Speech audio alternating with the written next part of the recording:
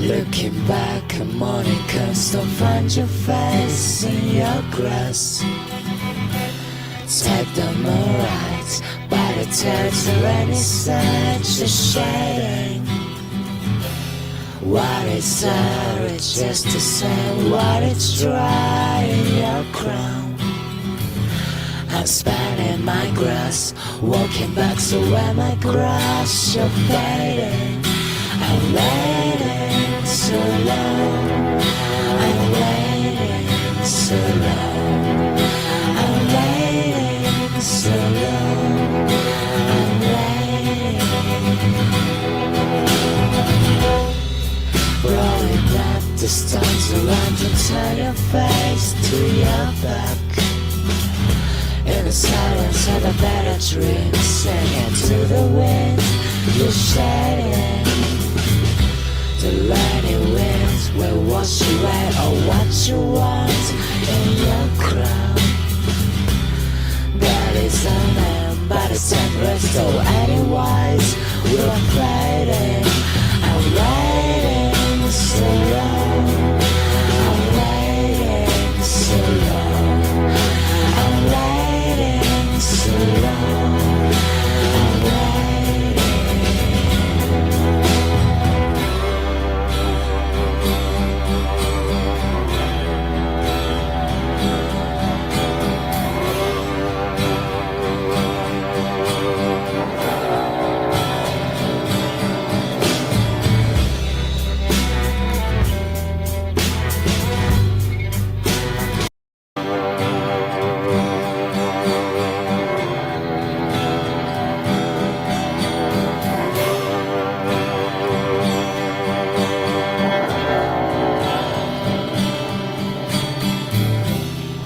Looking back, a morning comes, don't find your face in your grass.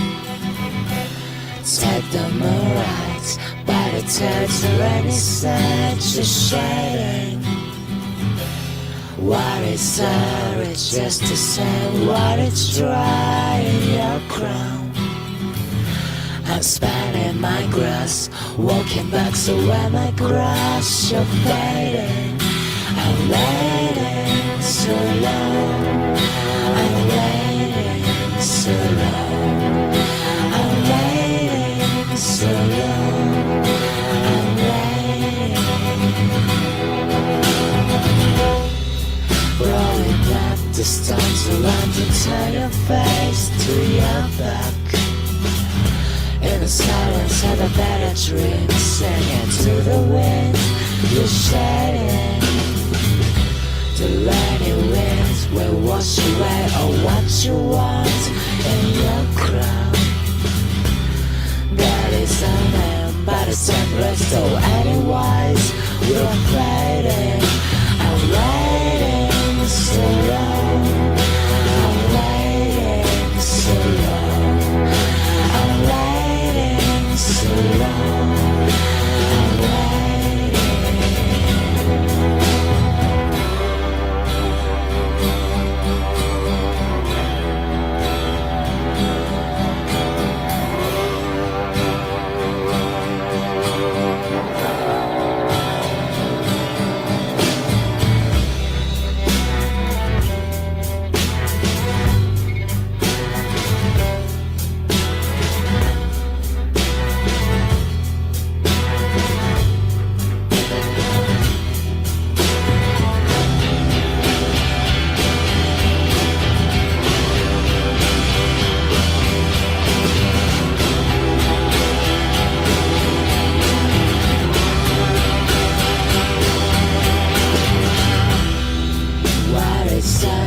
Just to say what it's dry in your crown. I'm spanning my grass, walking back, so when my grass you're fading. I'm waiting so long, I'm waiting so long, I'm waiting so long, I'm waiting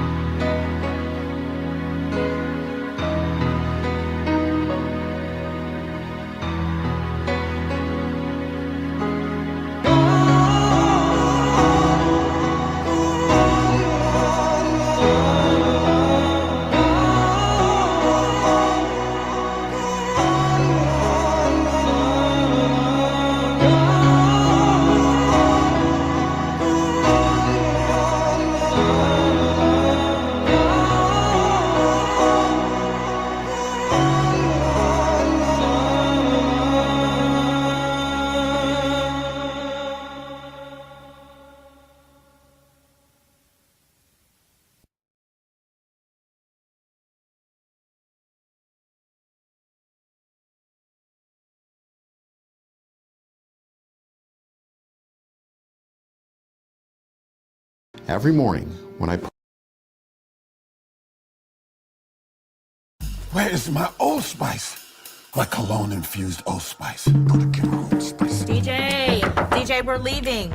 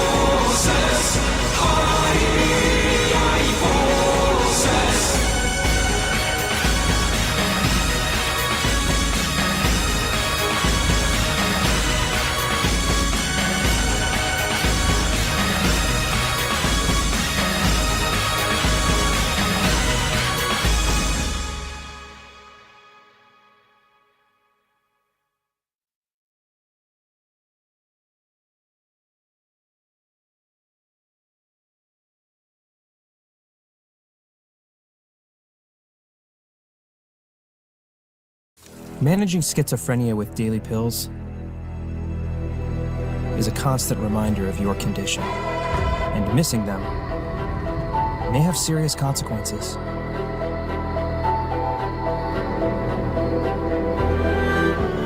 But Vega Sistena is different. It's the number one.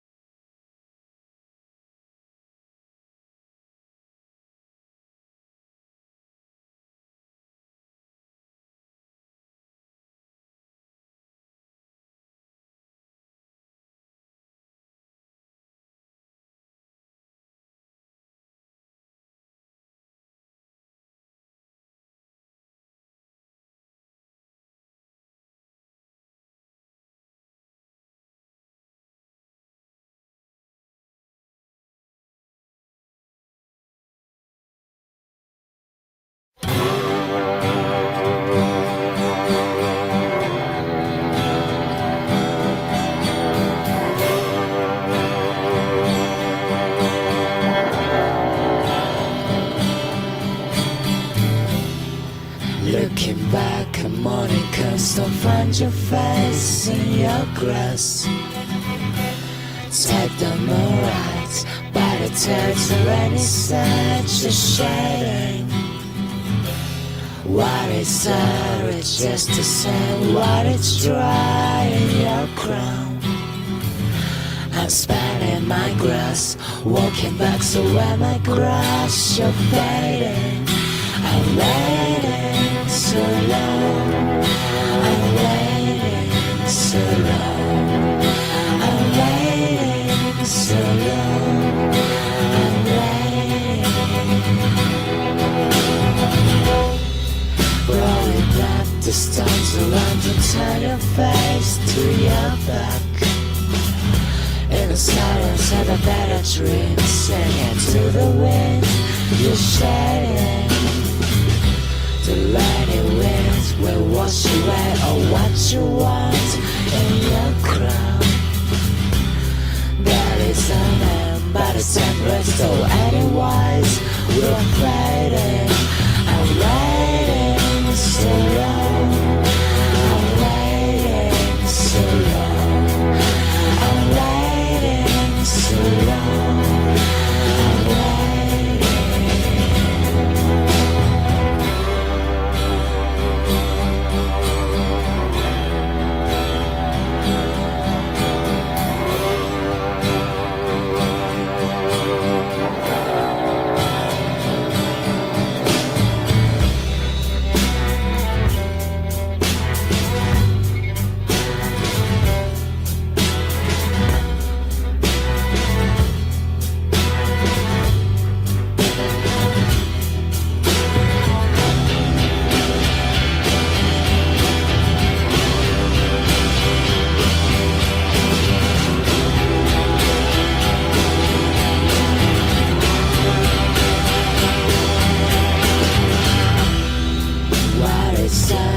Just the same, what it's dry in your crown.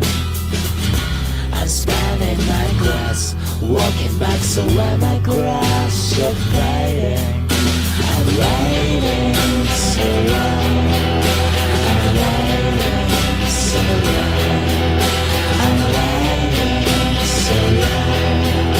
I'm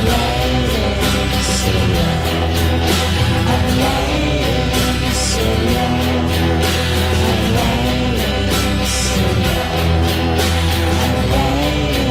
so long.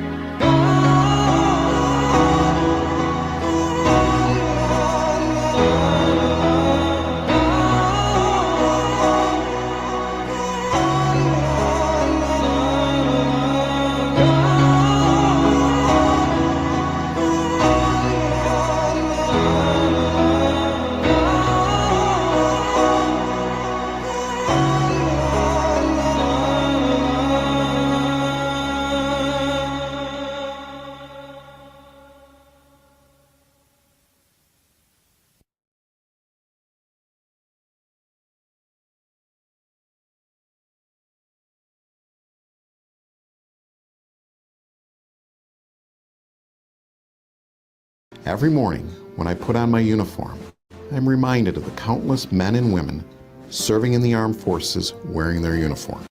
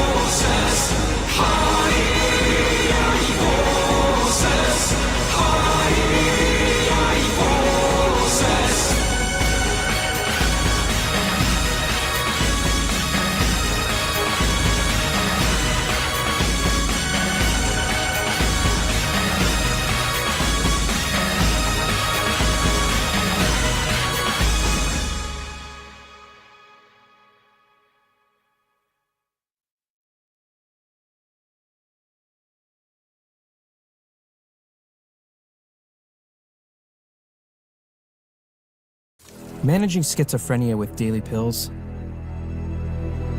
is a constant reminder of your condition, and missing them may have serious consequences.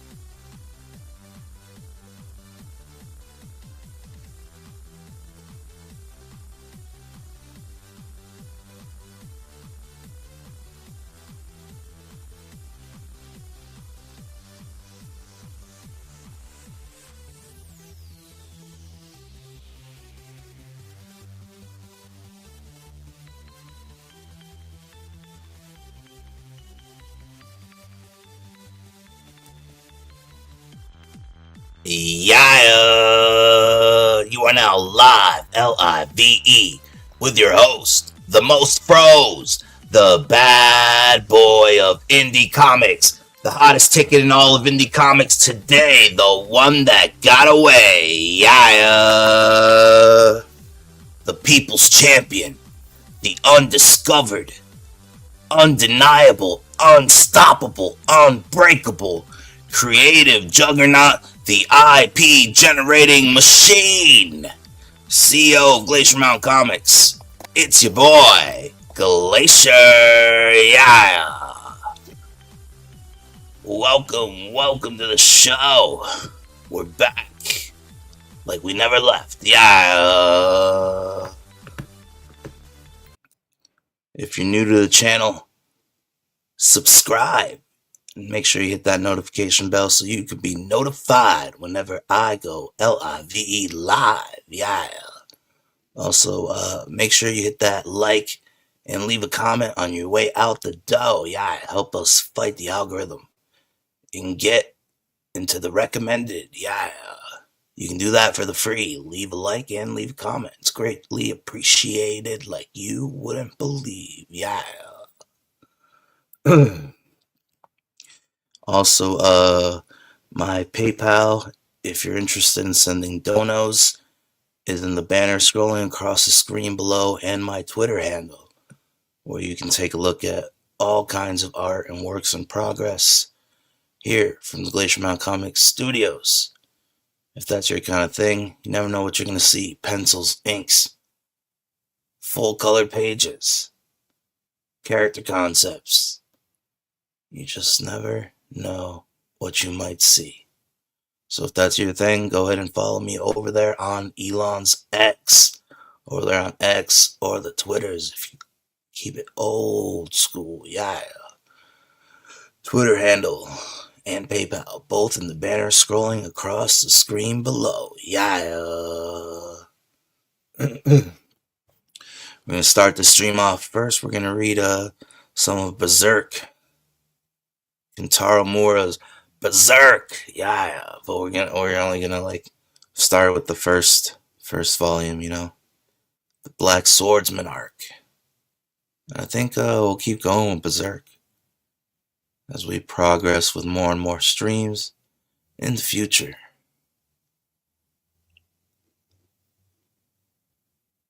Tonight's live stream is brought to you by V5 Boutique Marijuana Vapes with the live liquid rosin diamonds. Yeah. V5 Boutique Marijuana Vapes now triple strained up, equipped with low and high voltage options. That's right, folks. Take the most savory of hits, heat it up to perfection. Yeah. V5 Boutique Marijuana Vapes also come with double blinkers and the fan favorite Infinity Mode. Hit the blinker 5 times and you can hit all 3 strains on high voltage simultaneously. Yeah. But beware, Infinity Mode is for the seasoned, hard-nosed veteran smokers. Newbies, beware. Yeah. V5 Boutique Marijuana Vapes with the live liquid rosin diamonds. Yeah.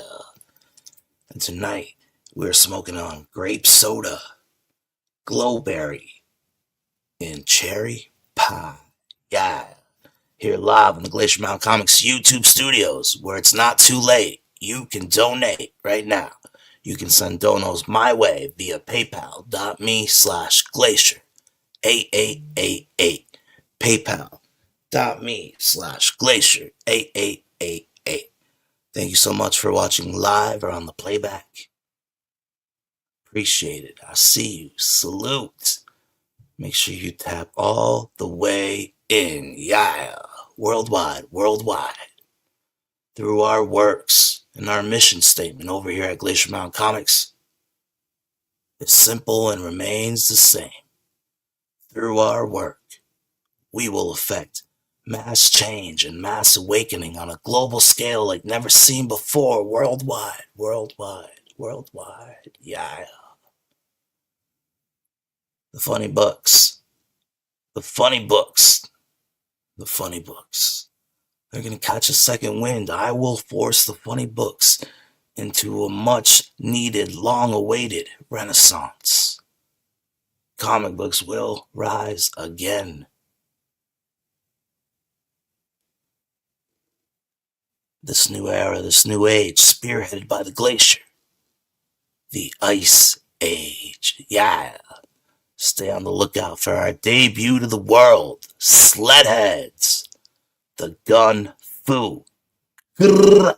That's right. Gun Fu. Supernatural. Super Sentai. Rom-com. Home run for the ages. There will be before the Glacier and after the Glacier. The Ice Age starts now. Yeah. Our debut IP to the world. Sledheads, issues 1 and 2. Collected in a hardcover. Will be available wherever books are sold. Stay alert and stay tuned. We're looking to begin production on issue 2. Issue 1, 60 pages in the can. No crowdfunding, no investors, no publishing deals. 60 pages paid for, out of pocket, off the back of the Glacier. As he heralds in this renaissance, this new era, this new age, the Ice Age. You thought it was Comicsgate? You thought it was the Iron Age? You thought it was the Rippaverse? Well, there you go, thinking again. Ye of little faith. I have no idea that Glacier Mountain Comics is going to be the greatest comic book company of all time. Yeah. And you can get in on the ground level by donating today. Help us get started on issue 2 of Sledheads via paypal.me/Glacier 8888. paypal.me/Glacier 8888. Yeah. All right.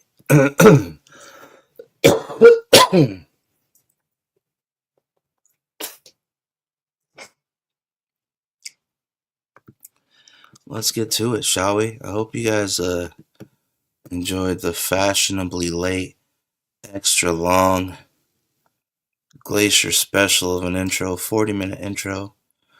Berserk music, soundtrack. Berserk soundtrack is goated, is it not? What am I doing? Okay.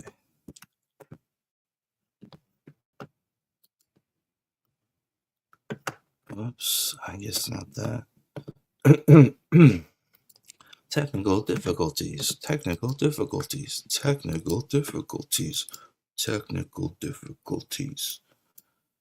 Alright. Sharing that. And then after we read, it's fucking 95 pages. I don't think we're gonna make it through the whole thing.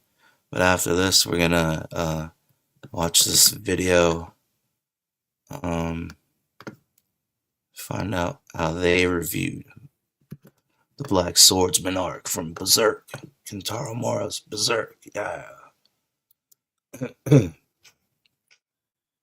Alright, let me see how that looks real quick on the tubes of you. By the way, how's everybody out there doing tonight on the tubes of you? You're now live with the Glacier, the bad boy of indie comics, the hottest ticket in all of indie comics today, as we do a quick read through, off the cuff review, because it's not a real review, but you know.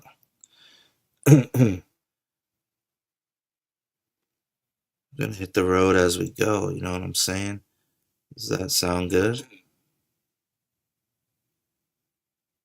Hit the road as we go, you know what I'm saying? Oh, sounds good to me. Alright, take a look at that fucking Berserk cover. Watata tang. My prosthetic arm go bang. Look at that, he's got a whole fucking arm gauntlet It just like rapid fires arrows. It's fucking badass.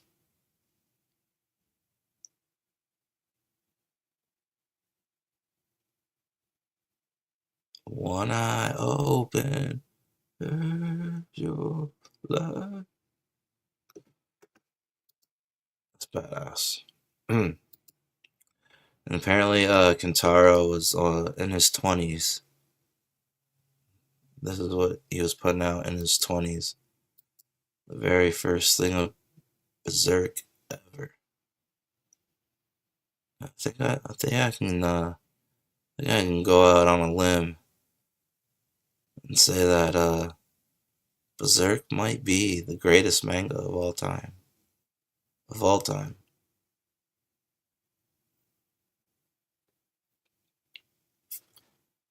It really is.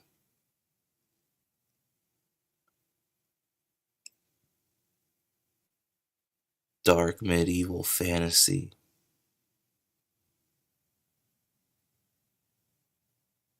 Drawn like this. And it's not the greatest thing in the world, but it's the best one as far as the animated show goes. Berserk 97. That's the only one that matters. Bruh, if a big studio were to pick up Berserk and stay as close to the source material as Berserk 97 did, it's out of here for all that shonen level up One Piece 1,000 episode fucking slop. It's out of here. The right studio can pick it up. Greatest fucking manga of all time. Round of applause for Kentaro. See, it goes from 5 to 95. So it's 90 pages. A 90-page arc. Black Swordsman. Oh yeah, we might have to go over, skip over page 1 as quick as we can. Cause it's fucking just kind of out there. But yeah, so let me sum up page 1 before we even get there. Page 1 is crazy. It's crazy. Shit's crazy. No, it's yeah. So Guts, our main character with the big sword, Guts, he's basically making love to this woman who he knows is a demon, and this demon thinks that she has trapped Gus into her trap of sleeping with her. But Gus Uno reverses that bitch, and he's all like, "No, you stupid demon. I wanted to fucking make love to you, because now you're trapped." And he's like, missionary position, and fucking puts on his arm cannon, starts fucking shooting the demon the fuck up. So right off the bat, it starts fucking insane, crazy. It's a crazy double page spread too. Alright, here we go. Let's see how fast I gotta skip over this shit. What's a tang? Oh, yeah, see? Crazy first double page spread, so yeah, there you go. Alright. Here we go. Oh, seriously, look at that fucking double page spread, brother. Greatest manga of all time.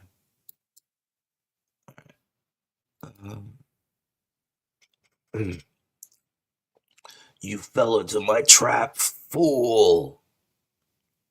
Fuck, there's the fucking Japanese onomatopoeia, Japanese sound effects that I do not know, but I bet you it's cool sounding. Look at that shit, bruh.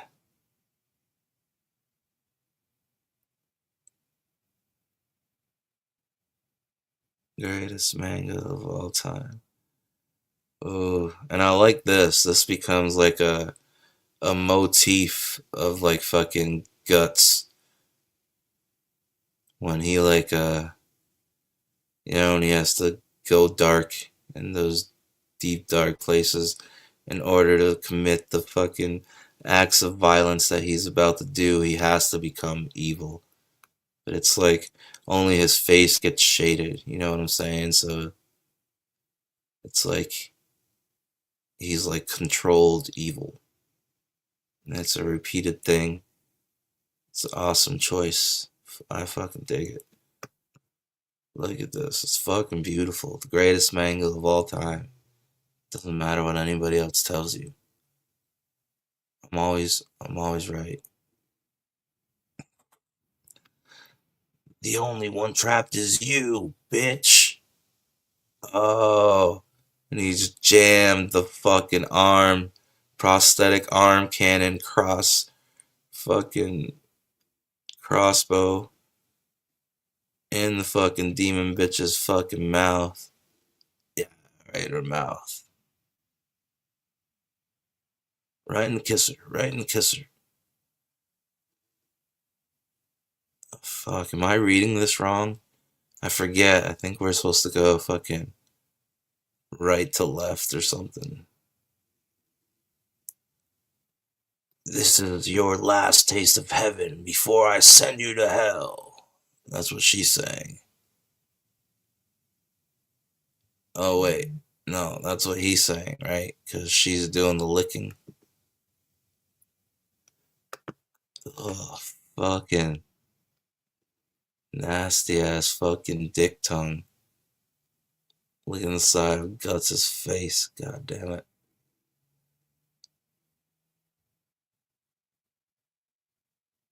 Oh, that's fucking beautiful. He's fucking holding her fucking mouth on the fucking gauntlet. Fucking arm cannon.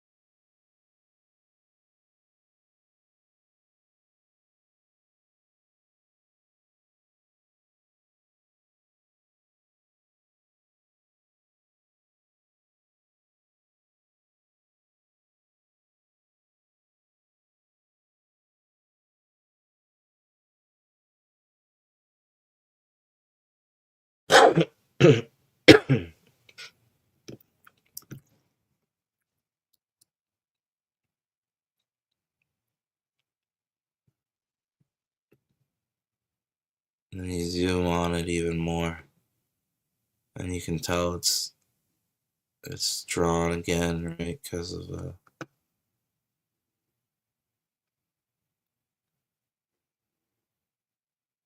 that's fire.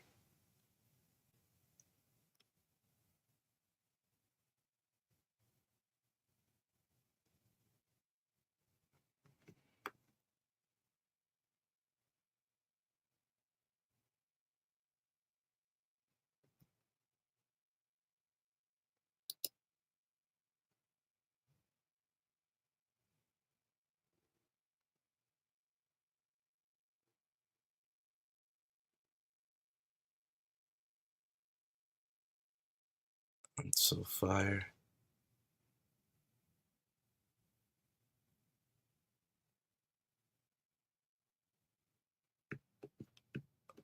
So are we supposed to read it this way?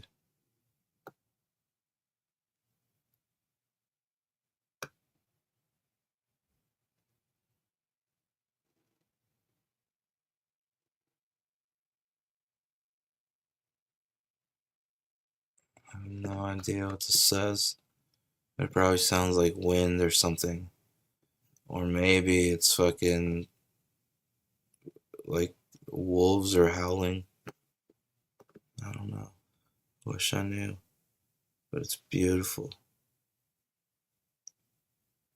There goes Guts. Alright, so I guess this whore demon, this demon whore, it's like on fire. and shot up.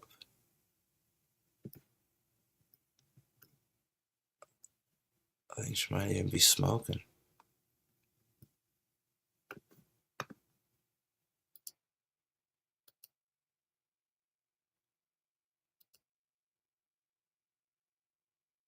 So we got this castle.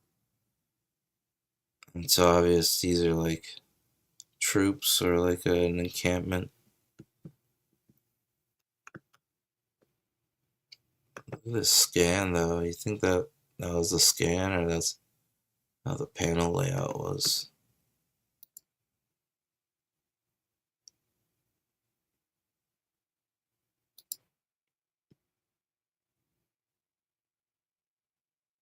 Alright, so we got some world building. Guts is walking past some townspeople. There's a homeless guy.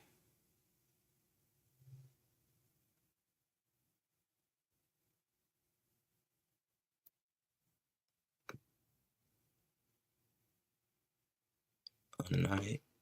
And we got this top-down view. Guts.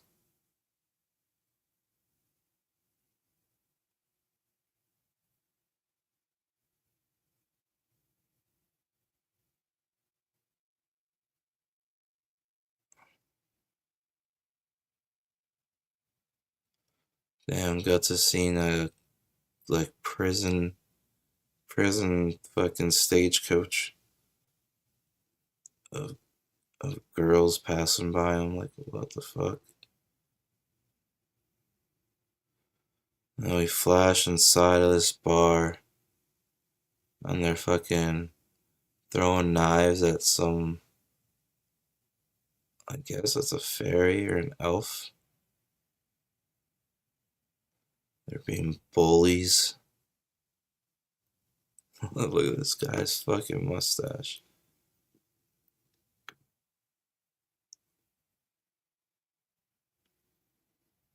So the knights are mingling with the ladies of the night in this fucking pub.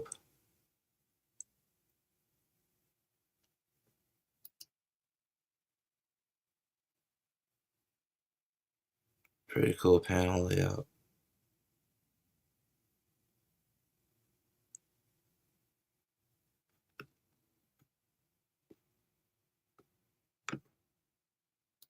And that's what's going on outside. That's what's going on inside.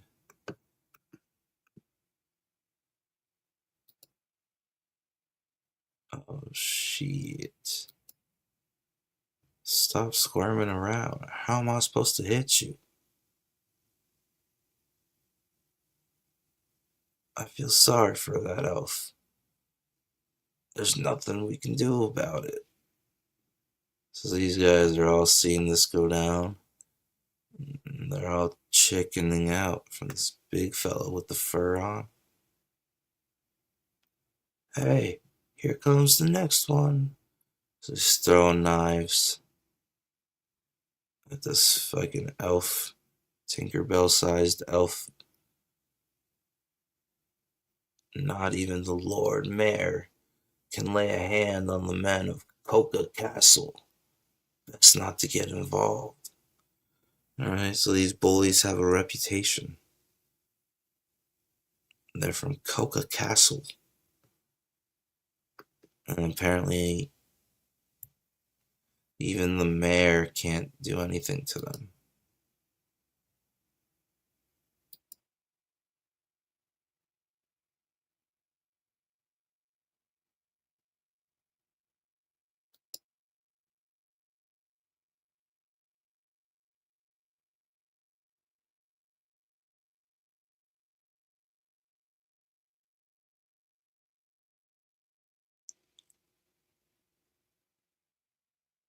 Alright, so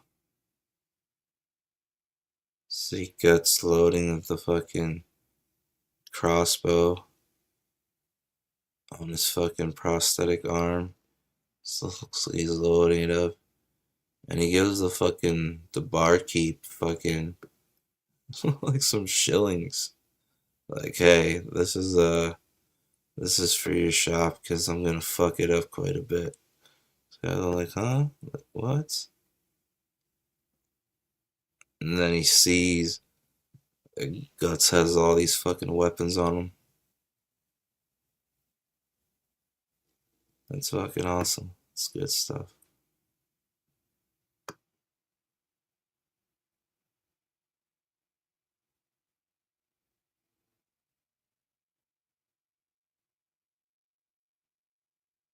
Why don't you untie me?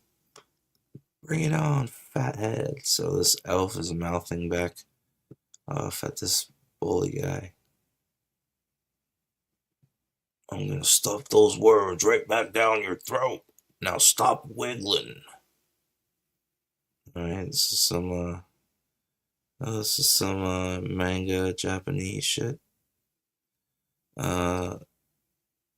Sneaking in some high fantasy right here in the very first arc of the dark medieval fantasy that is Berserk. Oh nah, right through your arteries. So this elf's getting mad, it's biting its rope that is knotted around its neck.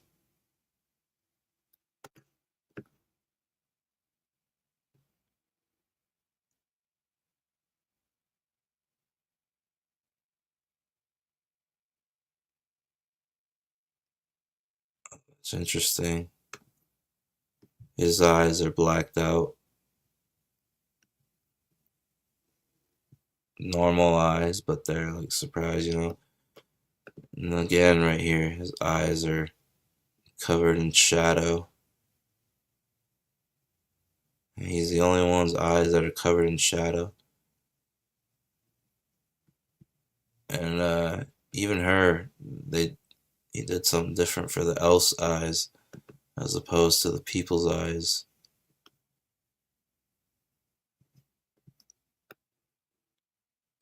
With the what?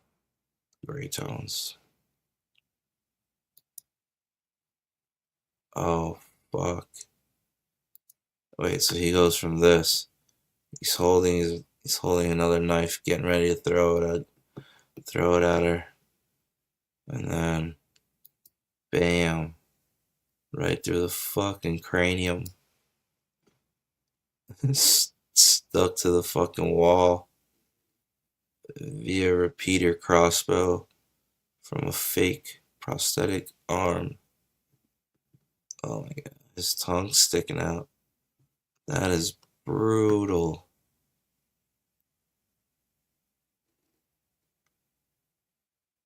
Greatest manga of all time, for sure, is Berserk. What? That was like, what the fuck? Somebody just killed him. And all his henchmen are like, holy fuck. These fucking muscleheads fit all the stereotypes. Sheesh.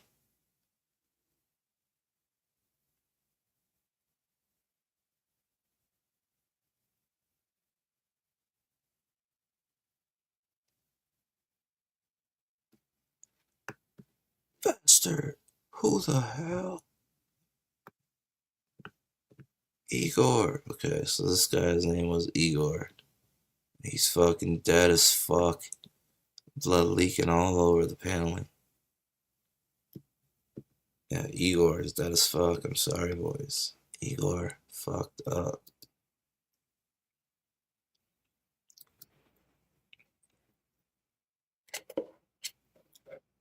Oh, sweet. I wonder if that's a real cutoff or if that's because it's a bad scan.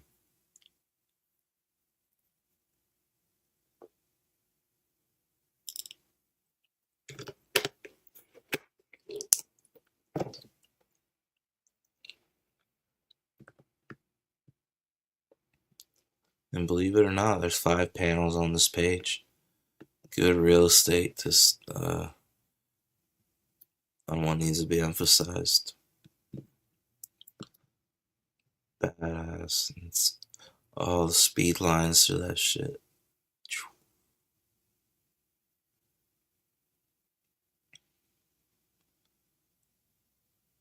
Oh. Boom, another one dead. Fucking 1, 2, 3, 4, 5. 5 arrowed up. God damn. And in the foreground, like he's coming towards us. It's a beautiful perspective. And there's Gus, and look, his face is in shadow again. Damn. Oh no, this guy got one through the eye. Remember that Juggernaut comic book that got banned? I think it was Todd, the Todd father that drew that, right? Was it like New Warriors versus Juggernaut, and they got him through the eye or something? They banned it. And now, look at this. This is beautiful. 3-piece neck or throat, mouth, eye. God damn. Look at that. His fucking friends are fucking dead, flying by him. Chink, chink, chink. Why is he the only one that didn't get hit? That's crazy.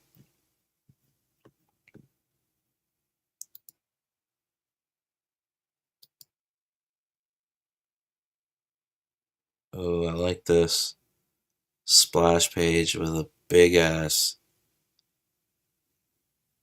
inlet panel, right? But it's like narrow, and then the fucking close up crammed right against the borders. Just how I like it. Yeah, crown. You got a crown. Make everything as exaggerated as you can. This is the greatest manga of all time, I'm telling you. There's no arguments to be had.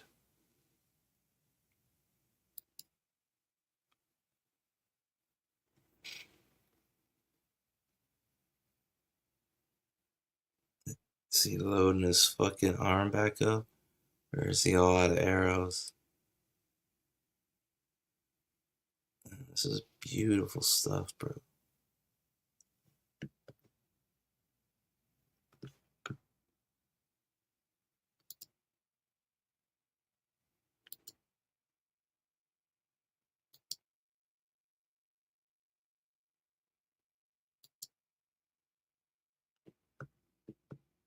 All these townies are like, holy fuck. Oh my god. Boom. Goes right through his nose.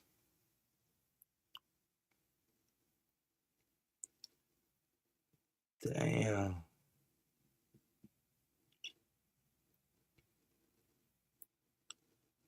He's holding him by an arrow through the nose. His eyes closed.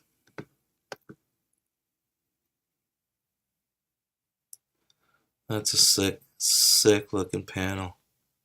Oh.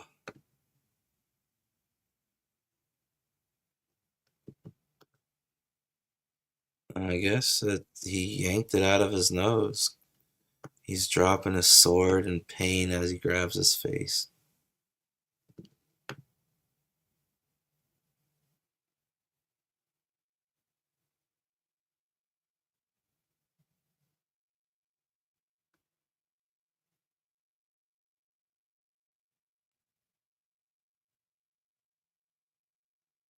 Wait, he didn't yank it out yet? What the hell's going on? I always get confused with how to fucking read manga.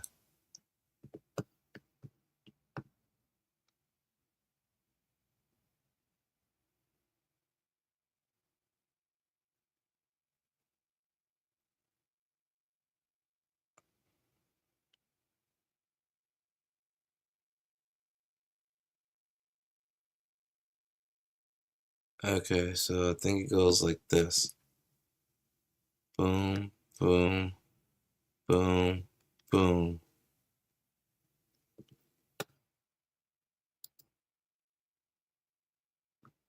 So he hasn't yanked it out yet. He's using it as leverage. It's gotta hurt. You're one of the thugs from Coca Castle, aren't you? Oh. Alright then, I suppose you can deliver a message to your boss for me. What message? Answer me. Yes, sir. Just gripping the arrow through the nose, right through the snout, through the snoz, right in his shine box. Oh, fuck.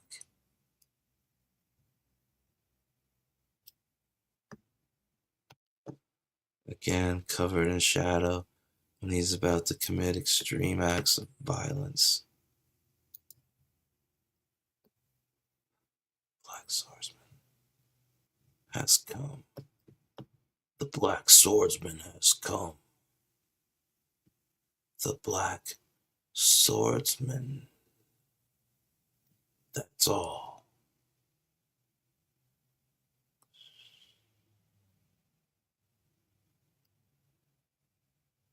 Behind you.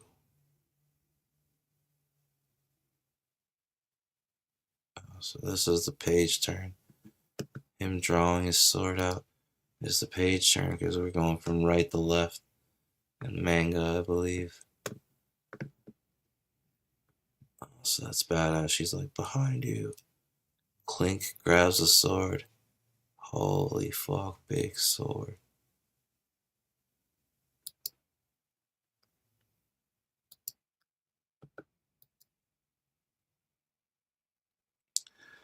Damn, double page spreader just cuts him in fucking half. That is fucking beautiful. Darkened one eye again. Holy shit. He didn't even stand a chance.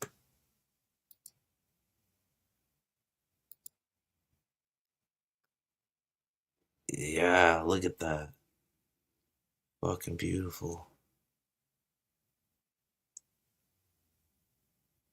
It's like in that He-Man design. Huh?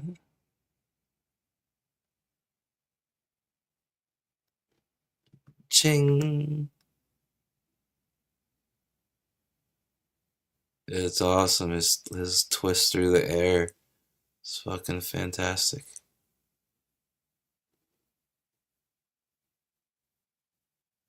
Oh yeah.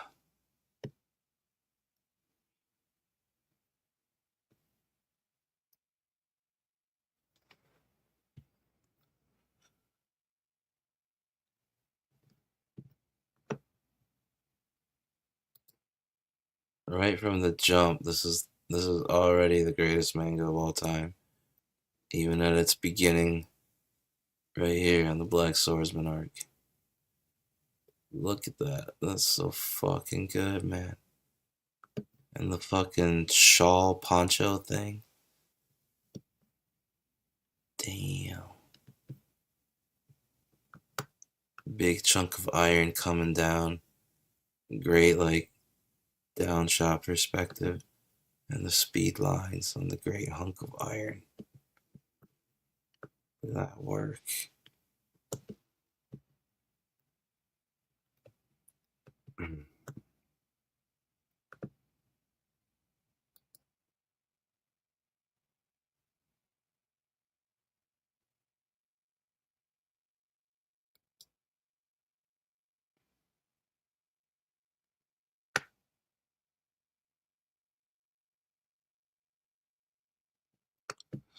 There's his body flying through the air.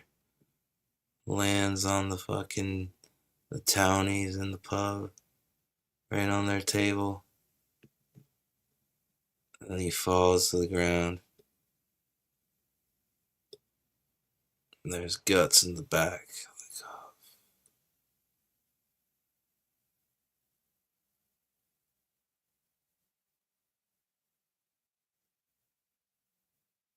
It was much too big to be called a sword. Fuck. Fuck yeah, look at that thing.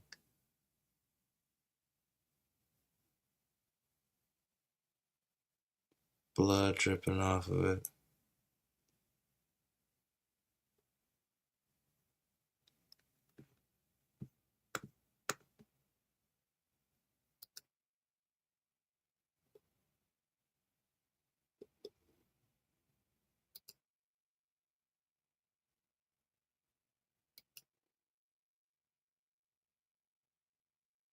Massive, thick, heavy, and far too rough. Indeed, it was like a heap of raw iron.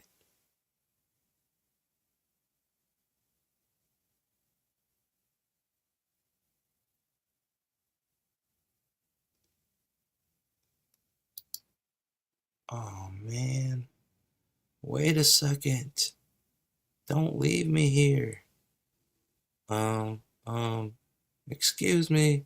Hey, I'm counting on you.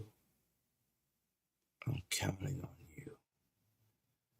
Oh, that's what he's telling the guy. He said to leave his boss a message.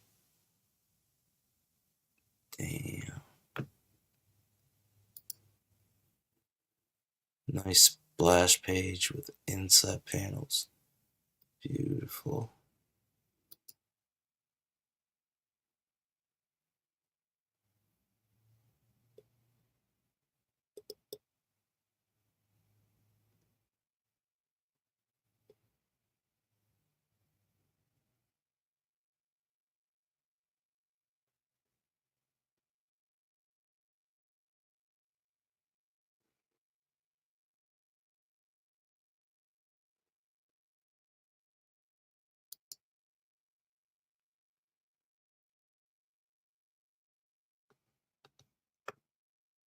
Hey, wait up. Listen, if you're gonna save someone, you don't just leave them tied up like that. You're supposed to follow it through to the end, you know? Say, that's quite a sword you got there. Or should I call it a slab?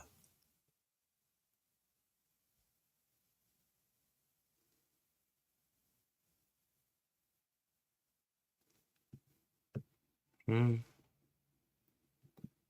You see, I was in a troupe of traveling performers, but we were attacked by those bums.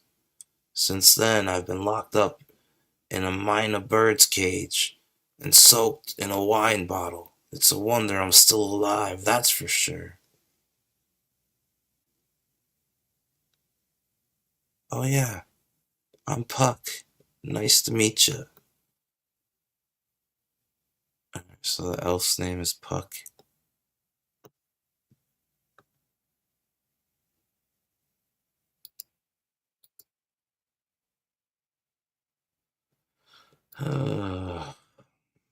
You know, if I were you, I'd get out of town fast.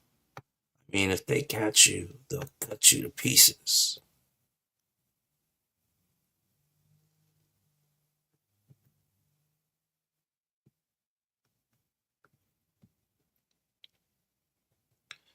In exchange for tribute, they promised that they'd leave the town free and there'd be no more raids. The town was also attacked a number of times, but the Lord Mayor made a deal with the thugs. In exchange for tribute, they promised that they'd leave the town free and there'd be no more raids. But after this, I guess they'll start attacking again. 90210 Guts. You know, if I were you, I'd get out of town fast. I mean, if they catch you, they'll cut you to pieces.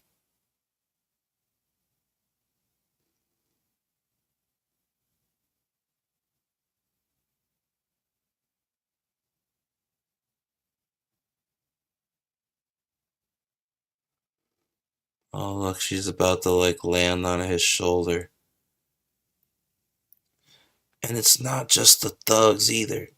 Now that the Lord Mayor has a pact with them, even the town guards will.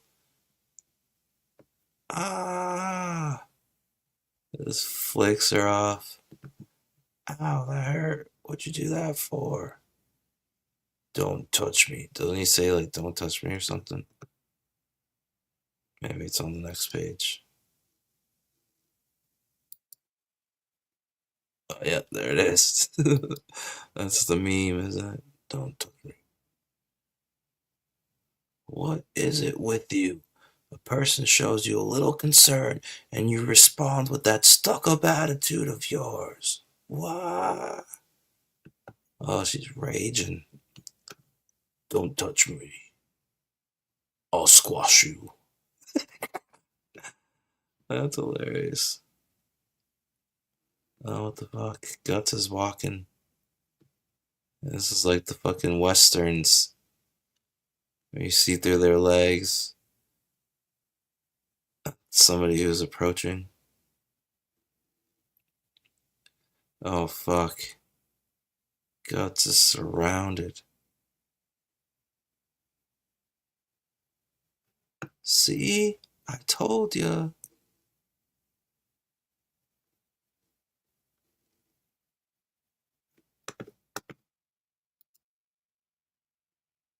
Man, this is like so iconic for somebody's fucking, first effort on Berserk, before Berserk even turns into Berserk, because this Black Swordsman arc isn't really, uh, I don't know, it's not when the actual main storyline even starts.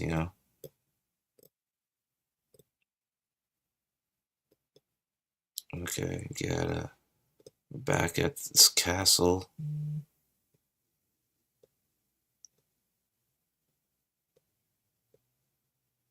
It looks like fucking looks like Tinkerbell leaves Gus. She's like, well, gotta go. Gus is like, damn.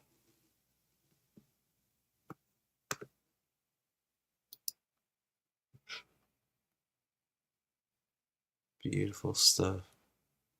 Guts is surrounded though. Okay. So now we cut to Guts being, well, we can't see him. He's still off panel, but it's Guts. He's tied up. He's grimacing. His blood is pooling off of his foot. So he's hanging because his foot is not on the ground.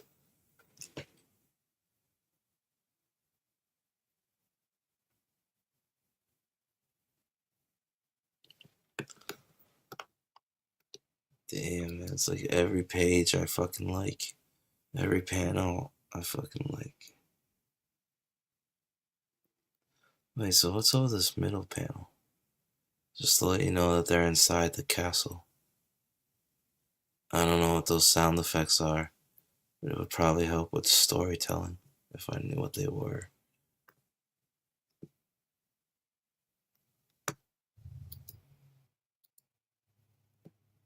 A beautiful splash page.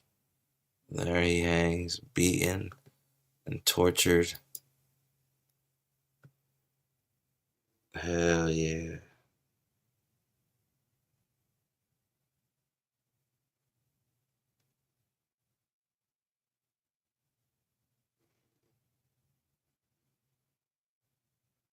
Whoa, good use of blacks right there.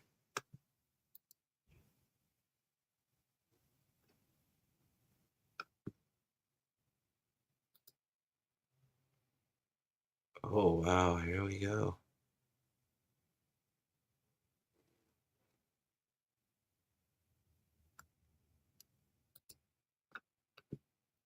He's cracking the whip in his hands. He's like fucking nervous about it. He's all sweaty. You're a stubborn bastard. You know that? This guy's got back fat, back love handles. It's pretty cool perspective though. Got all these axes and weaponry. These fucking spears and jousts over here on the side.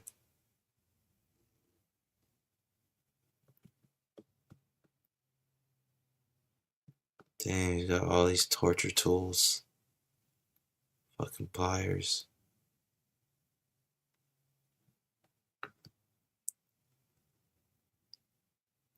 Did they have pliers in medieval times? They must have, for like horse hooves, right?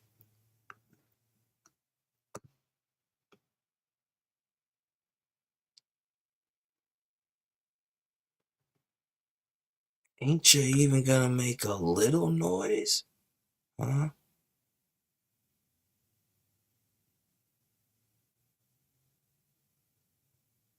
So Guts is taking a beating without making any noise. Damn, he spits blood on the guy's face. Bastard! You! He's about to whip him. Somebody over here screams, stop. Somebody's entering. Ooh.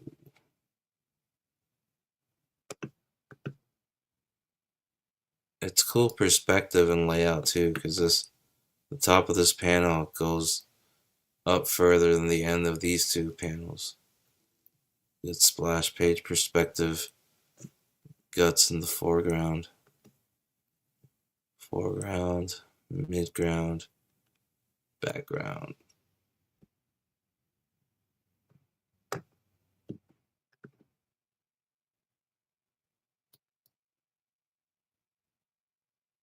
Oh shit. What's going on here? That's enough for now. My lord.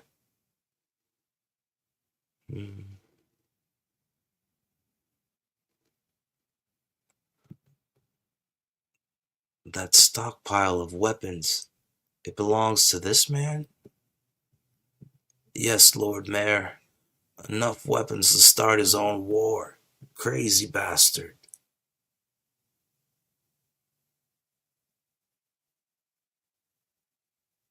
You. Are you a mercenary?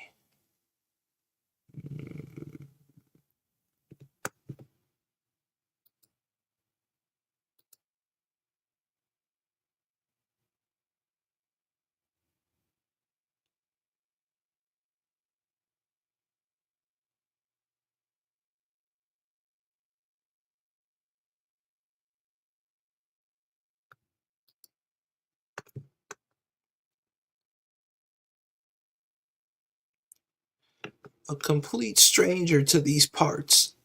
You've done a terrible thing. Do you have any idea what you've done? Because you murdered those men, this town may very well be destroyed.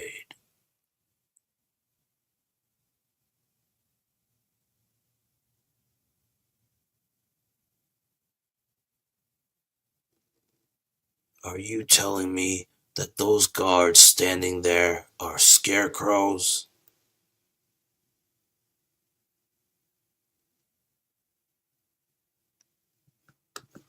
What?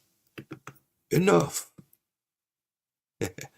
He's dissing, still dissing him, still talking that shit. You have no idea how horrible he is. The ruler of those men.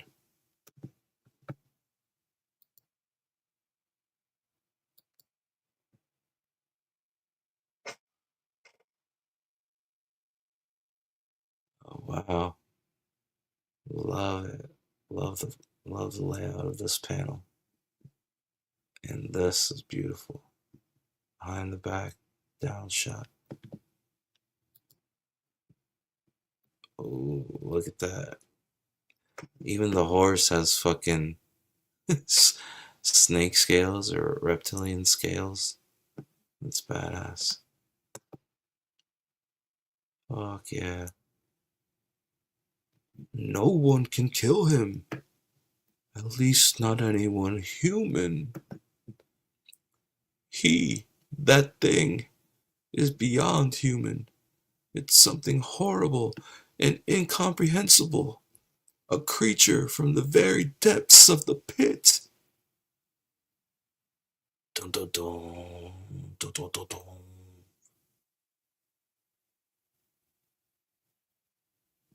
How could you understand a wandering vagrant like yourself? I understand. I see. So that's why you made your dirty deal with him.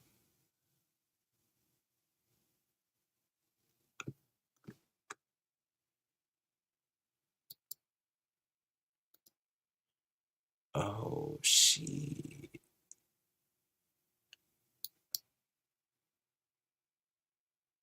I know all about it. How he's. Oh, fuck. How he's a monster that eats human flesh. I know it very well. There you go, that one eye in black again.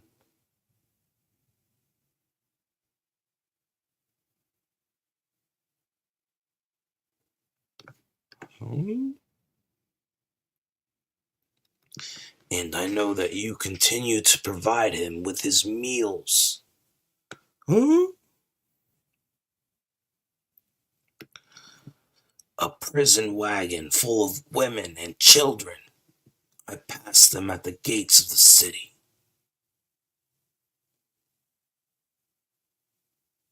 I am the mayor. It is my duty to protect this town. Protect this town? Don't you mean protect yourself? Yeah. Wow, I made it to page 33 already. Why do, I don't know. People say it doesn't really get started to the golden arc. But, I don't know. I like the Black Swordsman a lot.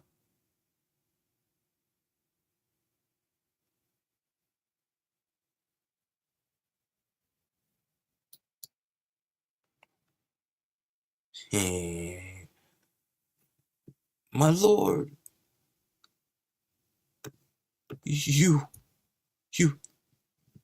Oh, my lord. Do it. Torture him as much as you like. I don't care. Damn, they're putting it to him. But don't kill him. We still have to hand him over to Coca Castle, alive.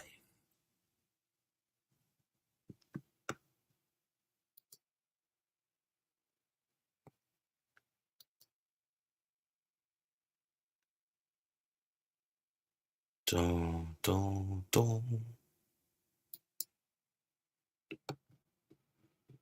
Damn, Gus is still getting worked over there in the back as they're carrying out the mayor. He's now fucking weak, like he just had a fucking mini stroke or something. Prepare my carriage immediately. I'd best go to Coca Castle myself and beg for forgiveness. I guess they're on their way to Coca Castle. The drawbridge is being lowered down.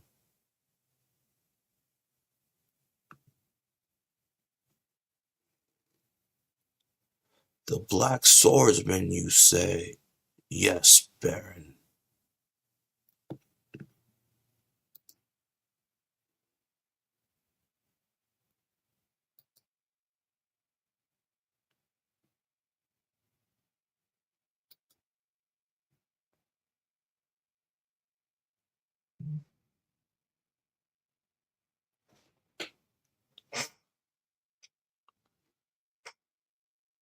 His sword was so big it towered over him, and he split Dean in half with one stroke. He dressed all in black and had a false arm made of iron. A real shady-looking guy.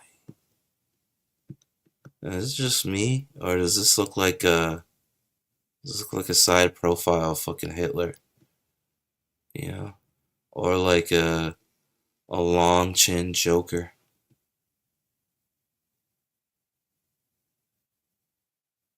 Oh, close up. Looks like he's eating something slimy. Fanged up. Him? Could it be?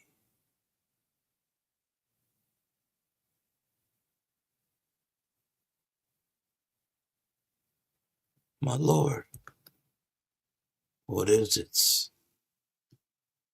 That wretch, the mayor, is waiting at the castle gate. He requests an audience with you about the recent incident. I see. Ooh, in the shadows. Drinking.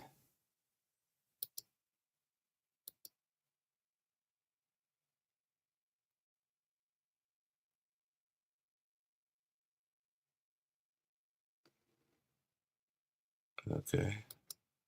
Digging it so far. So here's the mayor being let in. It's been a while, mayor. How good of you to come. And there he is. Seated at the head of the table.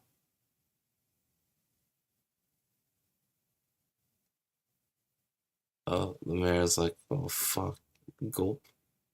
Shit.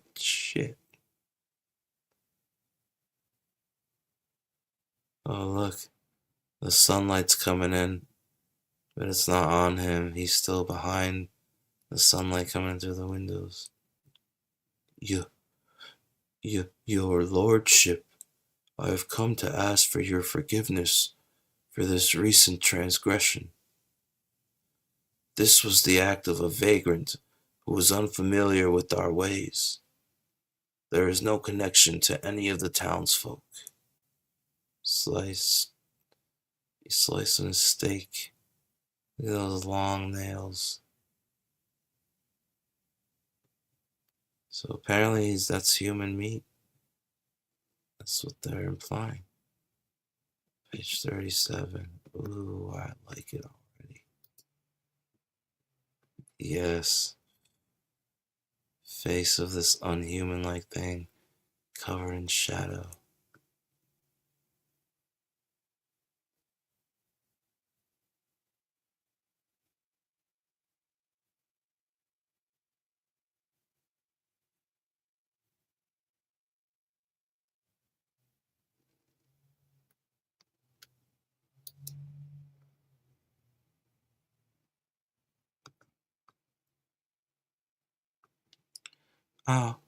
I'll give you double the amount of prisoners and gold from now on. So please. Unlike before, you're now worried about losing your own life, aren't you? Aren't you, Mayor? You look troubled.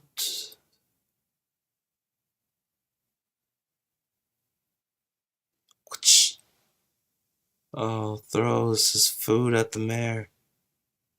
Oh no, the mayor catches it in his hand.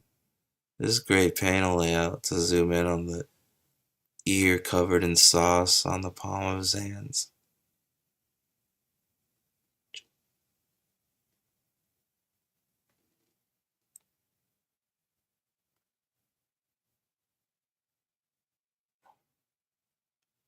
You look troubled. Flings it off his fork into the mayor's hands. Oh fuck, the mayor's like, ah! Just threw a fucking human ear at him. It's freaking the fuck out. Freaking the fuck out.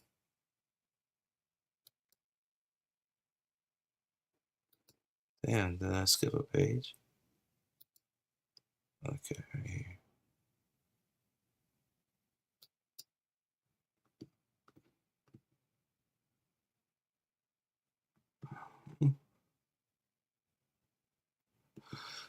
Gold. Prisoners. I don't care about such things. All I wish to see are humans within a fiery apocalypse trying to escape.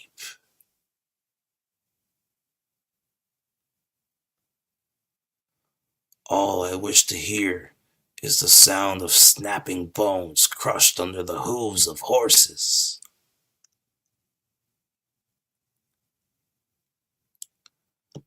I don't even need an excuse. None at all. Shit.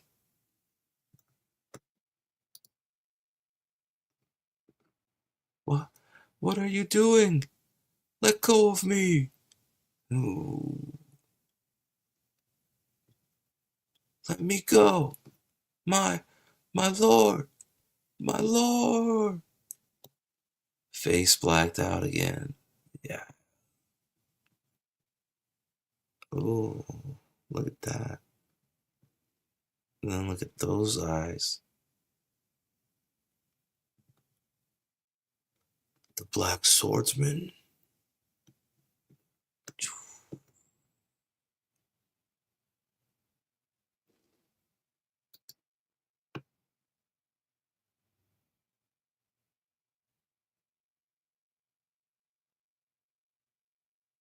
Beautiful, beautiful.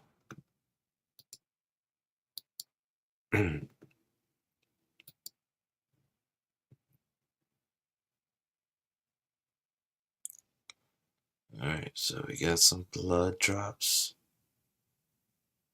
Blood drops. And Gus is like, fuck.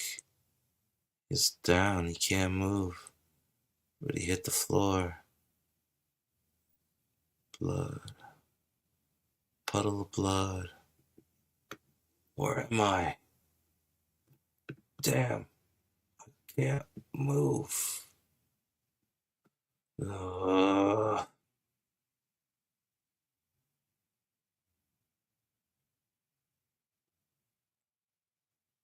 fuck, he's trying to army crawl.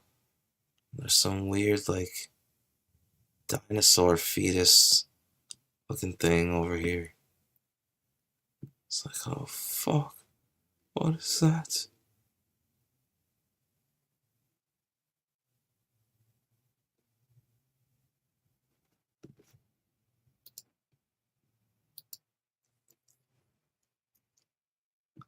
Oh, shit, it opened its eyes.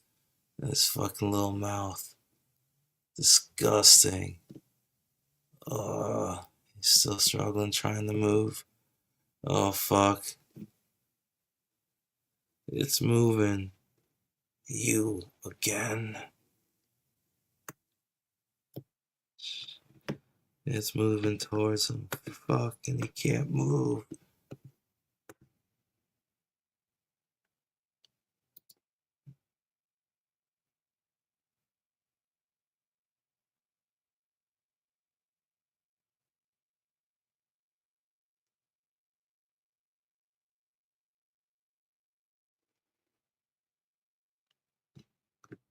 Nice little work on the cobblestones, too.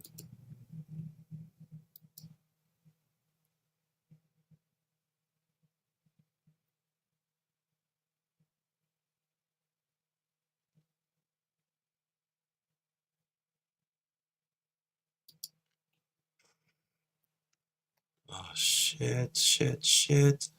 It's getting closer. Get away from me! Oh, zoom in on the gross sliminess. Get away from me!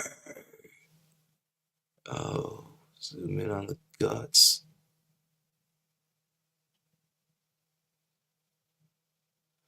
Oh, shit. Puck.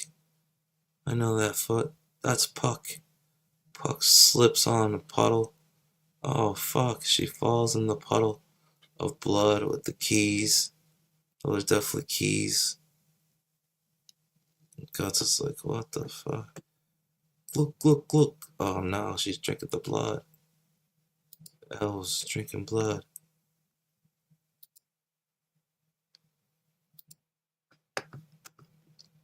Cough, cough. What's with that all of a sudden? You scared the hell out of me. Hey, this water's kinda yellow. Don't tell me it's... You from the tavern.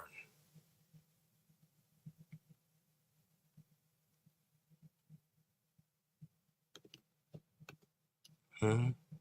The thing's gone.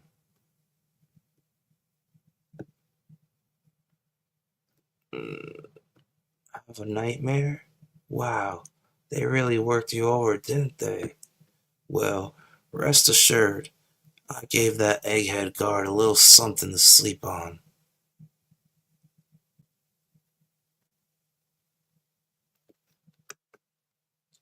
Wow, everywhere I look, you're covered in wounds. I told you, you should have listened to my advice. What'd you come here for? She's doing a salute. To repay a debt. We elves have a strong sense of duty.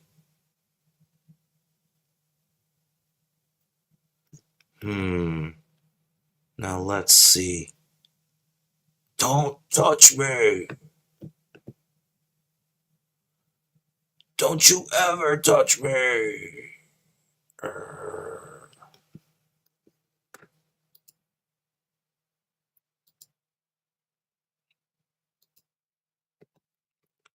The hell? I ain't gonna do anything bad to you. Ugh.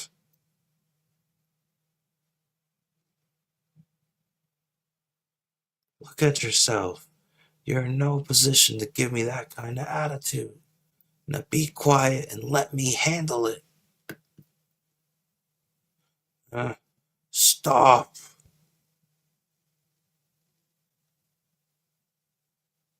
What's she doing? Is she healing him? That Peter Pan Tinkerbell healing? We elves, the pain, it's disappearing.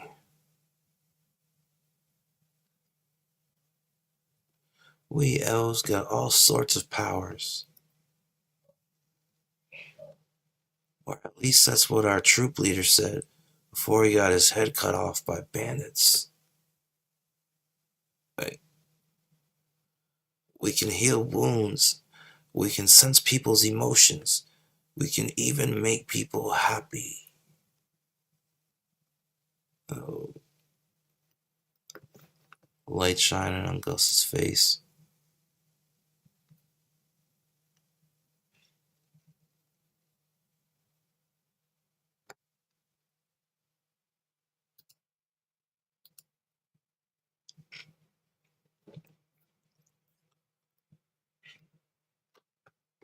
Say, what's your name? Guts. Why'd you come to this town anyhow? You don't have to answer if you don't want to. Hey, what's that? Fuck. This thing on your neck. It looks like a crest or something. The brand. The brand.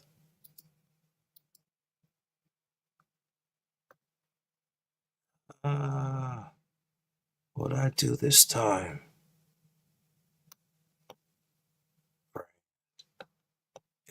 Brand. Again, he's choosing to draw Guts with one eye.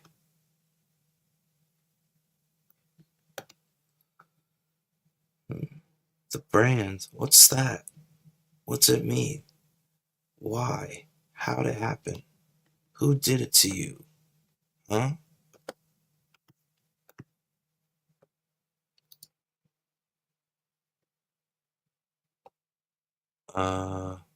You'll find out soon enough. You talk too much, you know that? Pretty soon, he'll come here to kill me. Oh. Does that mean it's those guys from the Coca Castle? As well as burn this whole town to the ground.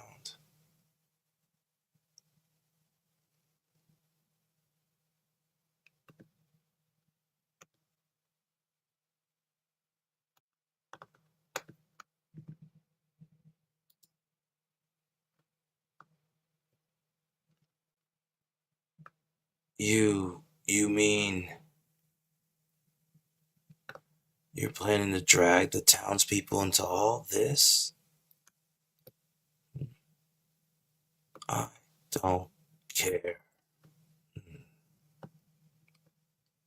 All I want to do is find that bastard and kill him. I don't care about anything else.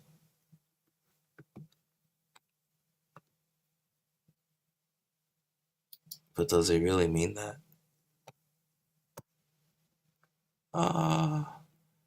Anyone who dies because they get caught up in someone else's fight is a small fry who doesn't have the strength to survive in the first place.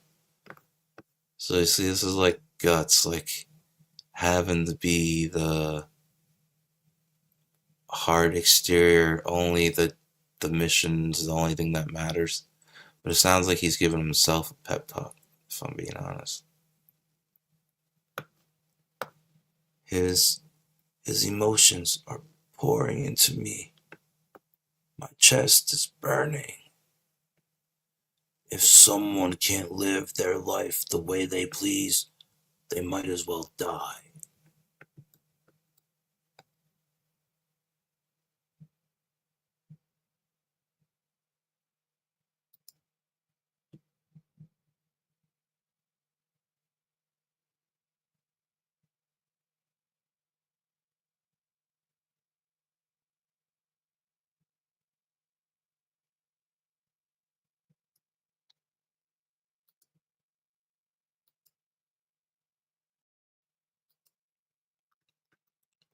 Is it rage? No, it's not just that.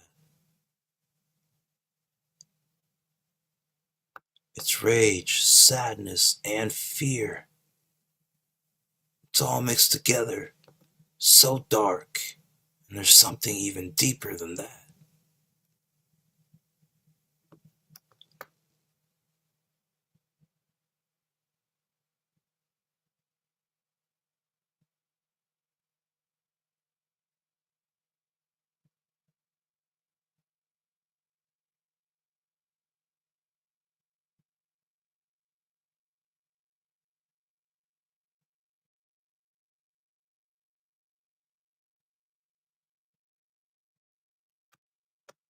In that case, what about when you saved me? Hmm? That's kind of crazy. Is he losing his mind?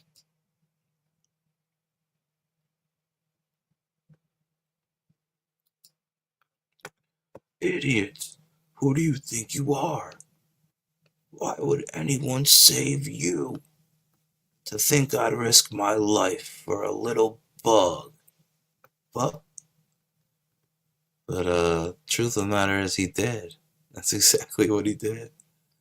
He's doing mental gymnastics right now so he can keep being the emotionless with no cares. Oh, damn, she hit him right in the chin. Tink. Oh.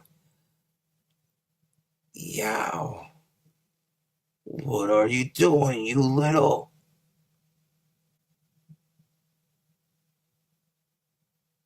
Hmm? Oh, you hurt the elf's feelings.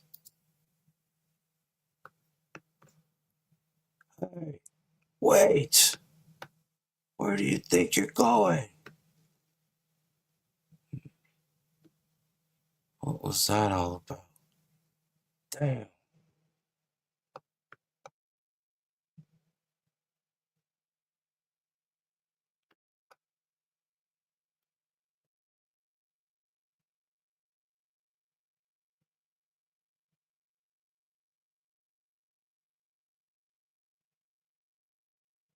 Did he scratch at himself?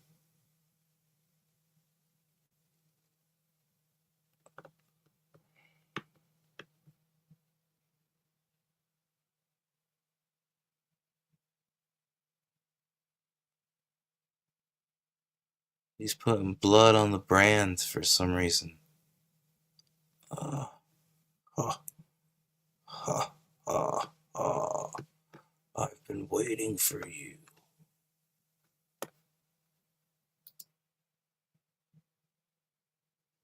What's he doing? Oh no, he got blood on the brand.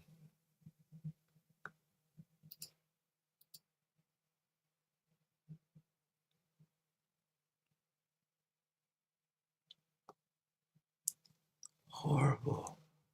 So she's flying over town. There's all these dead people. It looks like there's smoke and fire, possibly. Damn, all these people are dead. There's the soldiers that are killing everybody.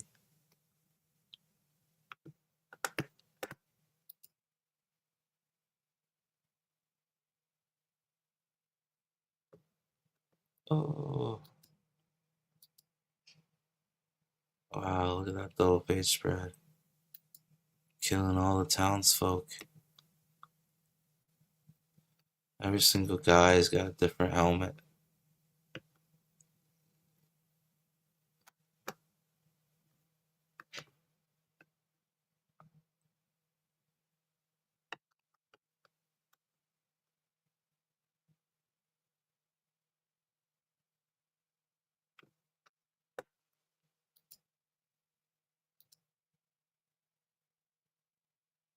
Oh, what the hell? After this double page spread, it really goes to this.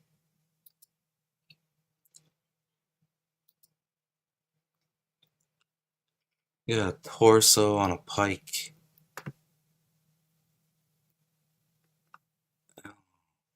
Sick fucks drinking the blood. Slurp, slurp. Oh no. Straight up chugging the blood. This horse is even uncomfortable with it.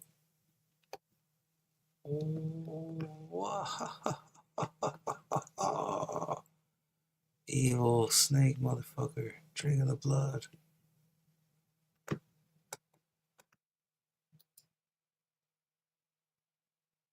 It's a beautiful page right there.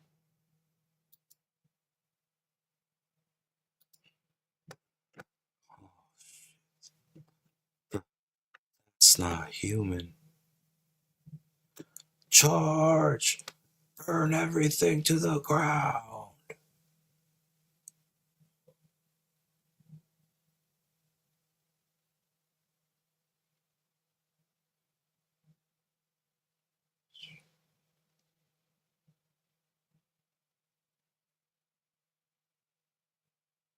Beautiful montage of them charging in.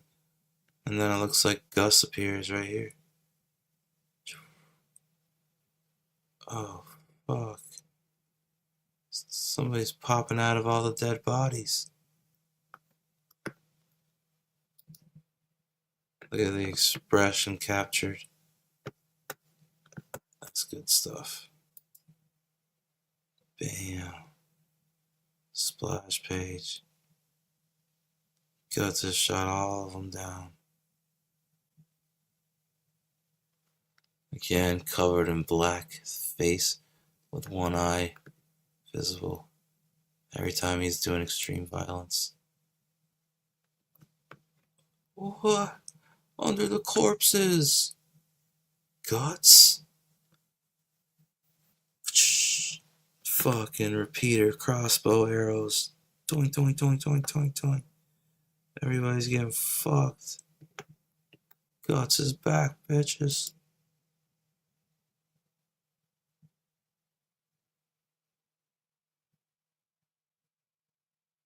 Oh, to the neck. Damn. Everybody's getting fucked. Look at that Guts face. Oh, man. Beautiful perspective.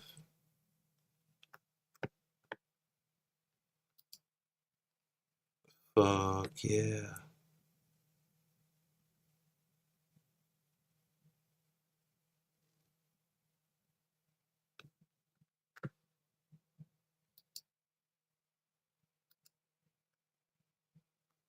What? What the hell kind of crossbow is that? Whoa!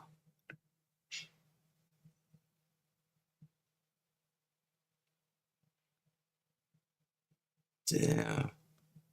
Respect to the follow through pose. This guy just fucking sliced in half. Leaking, squirting everywhere. Oh my god. Even the horse's head? The horse's head got chopped off. Oh my god. He sliced through that whole fucking rider. Big hunk of iron. Look at that follow through, and again, covered in shadow, blacked out with one eye open. Greatest fucking manga of all time. Yeah. Look at the wave on those letters.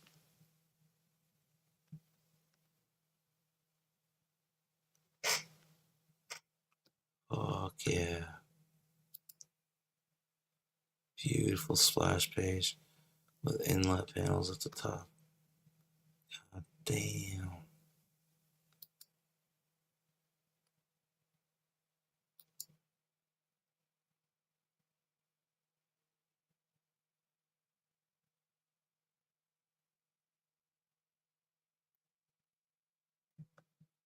Man, they're just riding. Whoa, whoa. As their fucking boys are getting chopped in half and flung everywhere. Hey. Oh, beautiful perspective for the giant sword. Hey. He's so strong. Ah. Some fucking wavy screaming again. Man, that's a beautiful page too. Every page is like fucking fire, man. Kintaro's fucking killing it.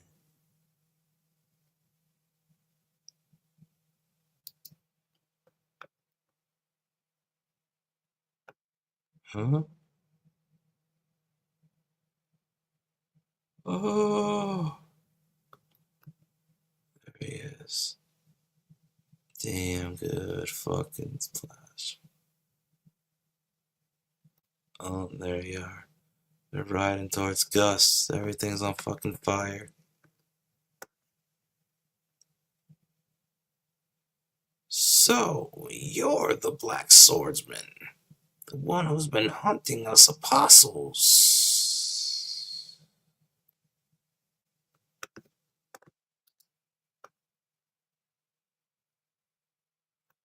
I don't know what you hope to accomplish, but to think that a mere mortal can oppose us.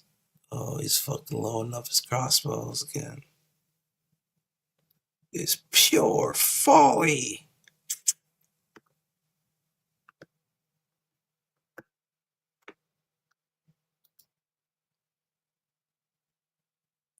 Oh, loading up them arrows.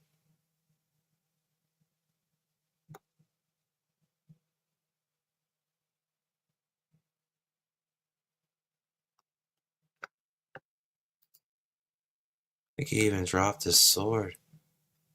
Then grabbed the arrows. He's hurrying. He's in a rush. Damn. Chink. Chink, chink, chink. Oh, he got fucking hit up big time. Look at that, some of them are flying in his face.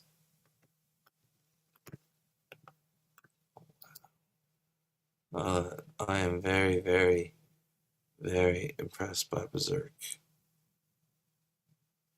This guy was in his 20s doing this.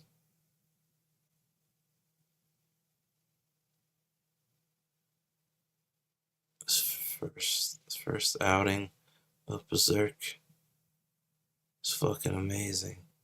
Black Swordsman.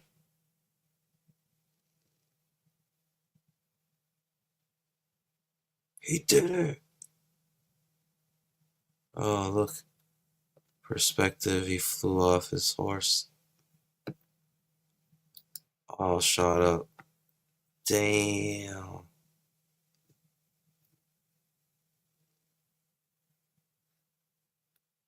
This horse keeps going. He did it. My lord. Oh, oh wait, he's back up.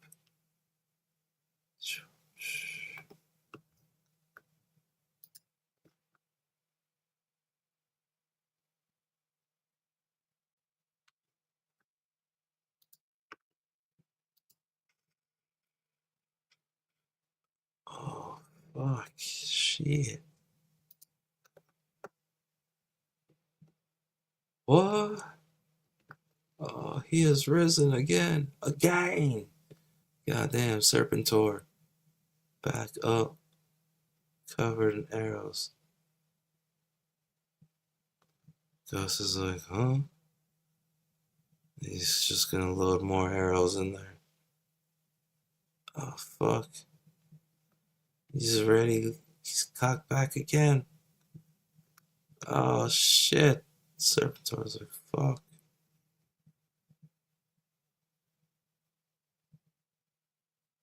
Damn. Fucking blew his shit back. Again. Holy fuck.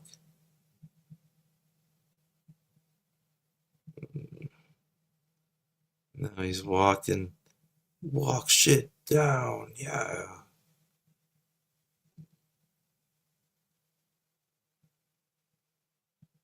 Everything's on fire around them. Here's all Serpentor's fucking knights just looking on as Gus walks in to try to finish the job, I'd imagine.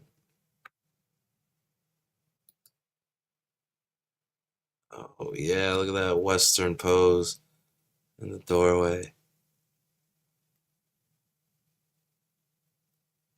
Oh, he sees the shadow.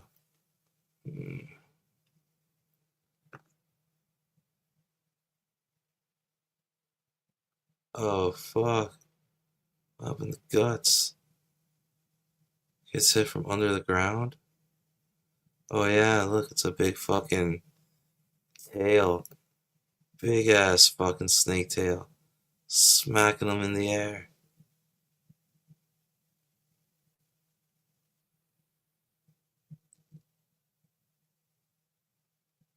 Oh shit. Damn. Smacked right out the door.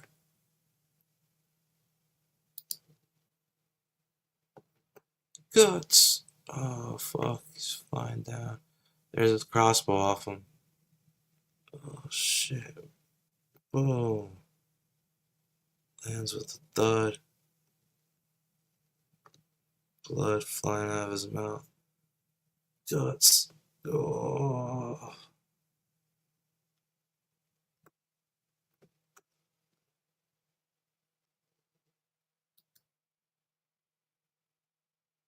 It's futile.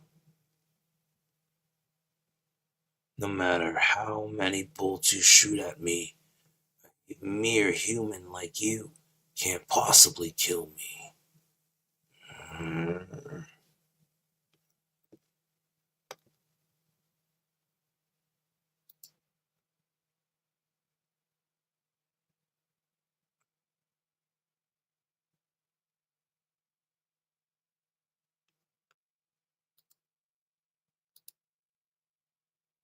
Oh, fuck yeah.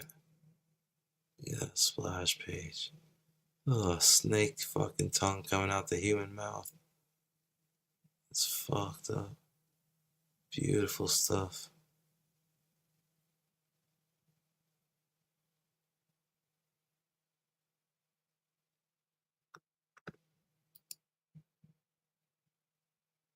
Yeah. Oh, shit. That's a great character design. I am going to eat you. I'm going to eat you alive, boy. Oh.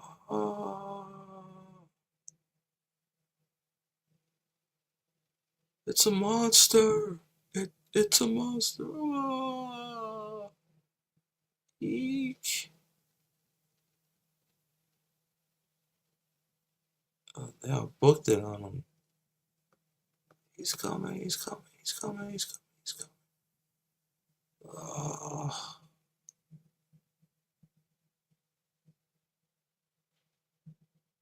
Back to him. He's back on his knees. Starting to get up and he's choking on his own blood. Come on, Guts. Look up. Up. What the hell are you doing? Yeah. Wow. Oh, shit. Grabbed him up. Snatched him up again.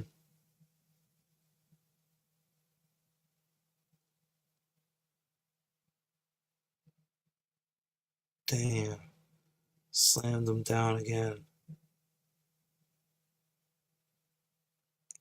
It's coughing up even more blood.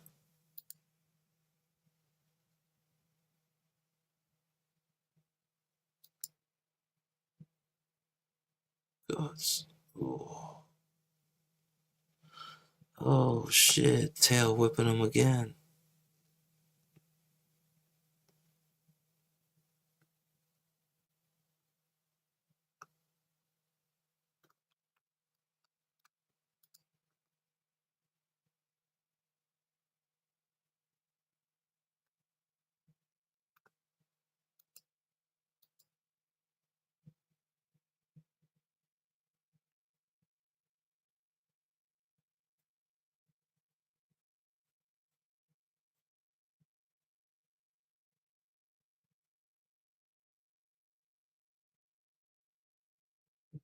Damn, he's crushing him with his tail. Right across his back. Oh, and fuck, there's blood puddle coming from his head now. He is fucked.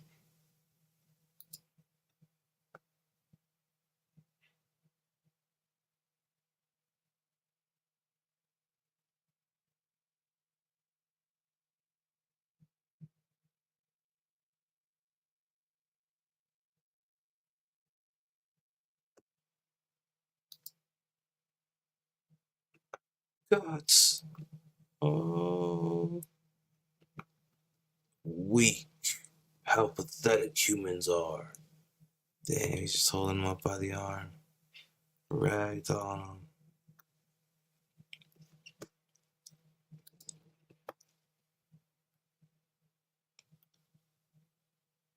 You humans are nothing more than food. Nothing but morsels to fill our stomachs. Oh, he's licking all on Gus.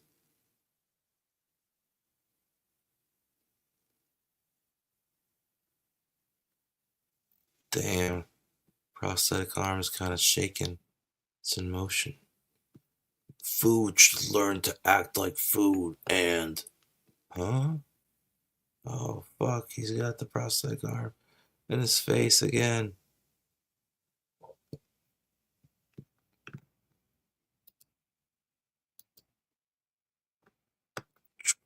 Oh, he pulls the fucking detonating string with his fucking mouth.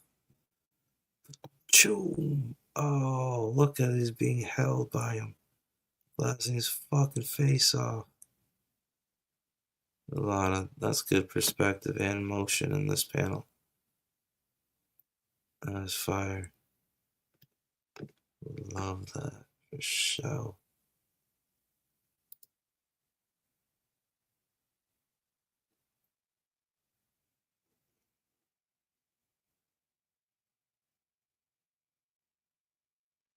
Fuck yeah.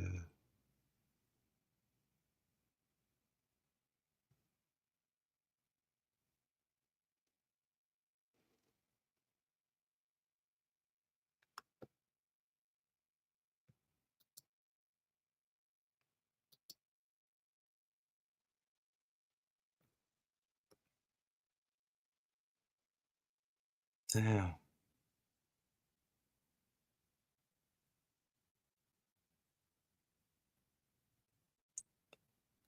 Boom again.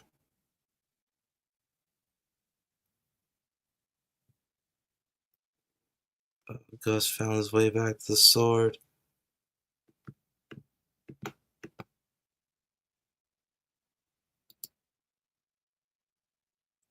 Finally, cuts that snake bitch in half. Yo, with blood-stained teeth.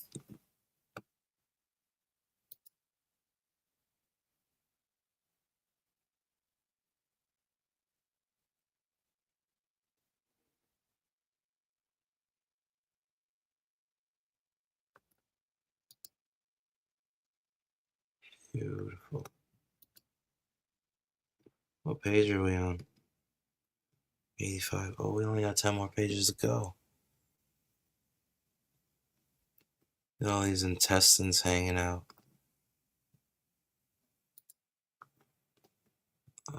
Guts hits the fucking floor, sliding across its shoulder first in the dirt.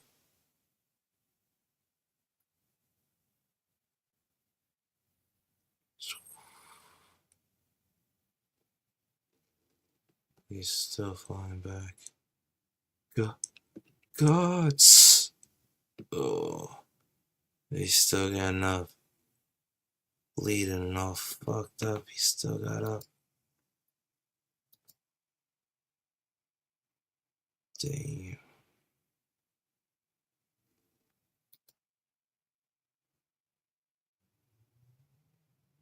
Barely holding himself up. Going crazy.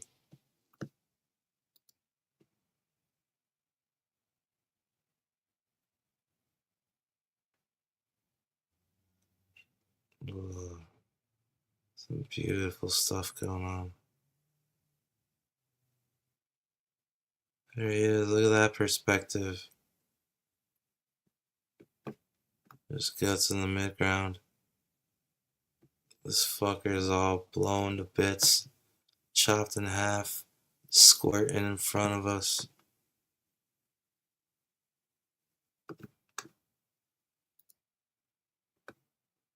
Oh, shit.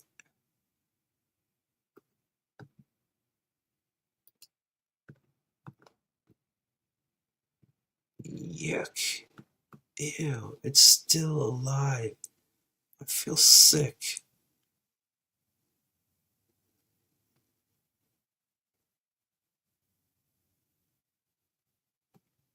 Hey. Don't die on me yet. Oh, he's about to do some evil brutality.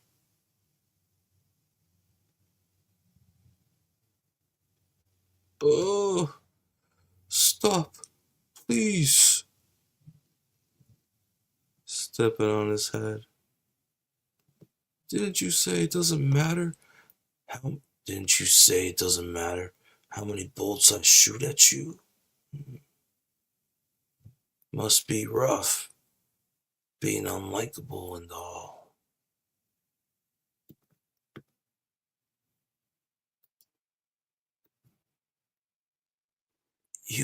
Like you said, humans are weak. We die easily.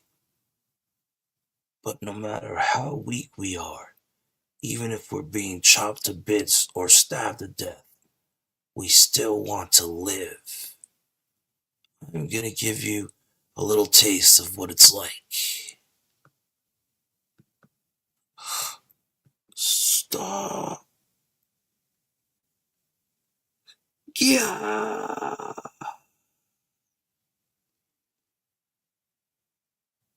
Damn. 100 arrows.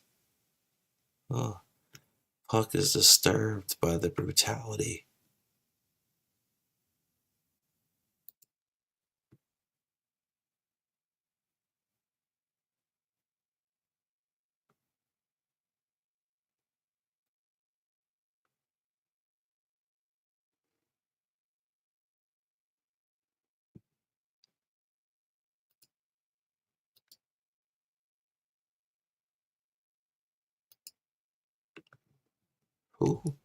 Who are you?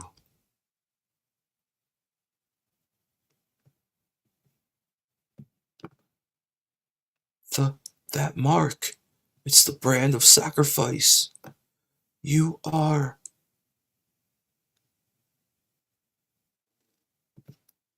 the God Hand. Where are the 5 members of the God Hand? That is. Oh, I don't know. I don't know where they are. It's not for apostles such as I to know.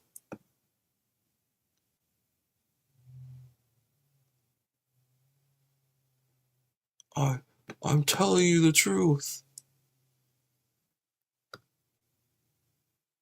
Take your time and savor it as your body is slowly burned to ashes.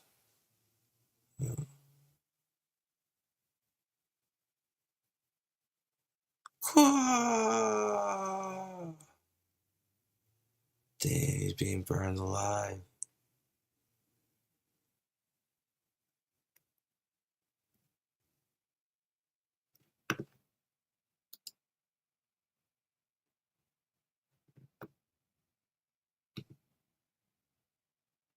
Five more pages. Well, wait, please. I don't want to die. Help me. Wait.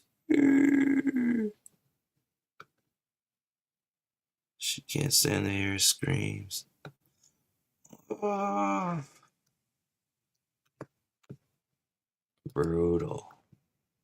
Hail Berserk, greatest manga of all time. Yeah.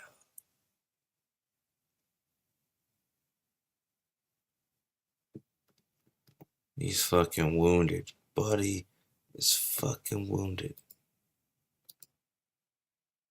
Oh, the one eye again.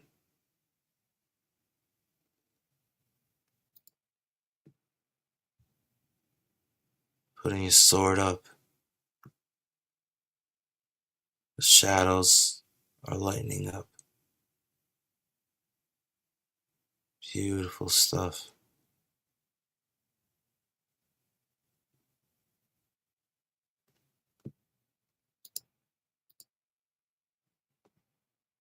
Berserk. Black Swordsman ends. There's Gus walking away. What the hell is going on? There's Gus walking away. After all the fucking fiery apocalypse has taken place. Bodies at his feet everywhere he walks.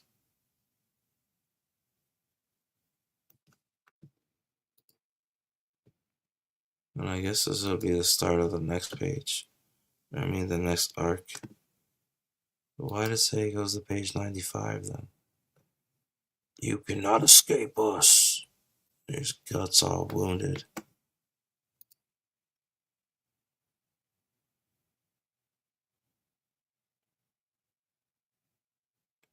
You cannot escape.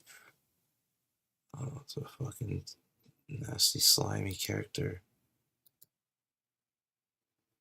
Okay, the brand. Okay, so guys are showing us previews before the brand starts. It looks like they're spirits. What are those forest spirits called again? I forget the lore. Not sirens, right? But maybe close to it. Tree spirits. Alright, so there you have it. Let me just go here. I'm gonna watch what we just read get reviewed, and then we're gonna wrap it up. So let me see here.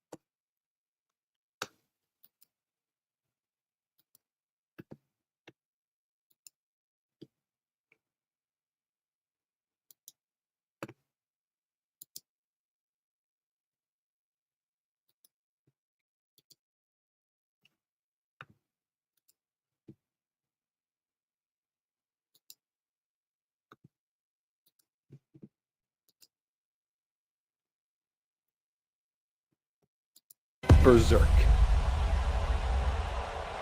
I'm waiting so long. I'm waiting so long. I'm waiting so long. I'm waiting. So, with that said, it's time for me to dive into the first page of Berserk. Okay. In storytelling, I find few aspects to be more irritating or offensive than when a story is boring. But let me tell you, Berserk is not boring. And while I've never been an individual to be won over by big man swings big sword good, Guts do be swinging that sword pretty good. Like I said in the beginning, I had literally zero expectations going into this, but damn, this story from the opening pages right all the way through is balls to the wall, gore, violence, and tragedy. Now, it's clear that this arc is an establishing one in many respects. It flashes from setting to setting, encounter to encounter, until it doesn't, but that's okay because this arc's main objective is to teach us about one character above all others. Guts. But that's not to say that this arc doesn't have some stunning visuals, brilliant narrative choices, and some of the best paneling I've seen from a series in years.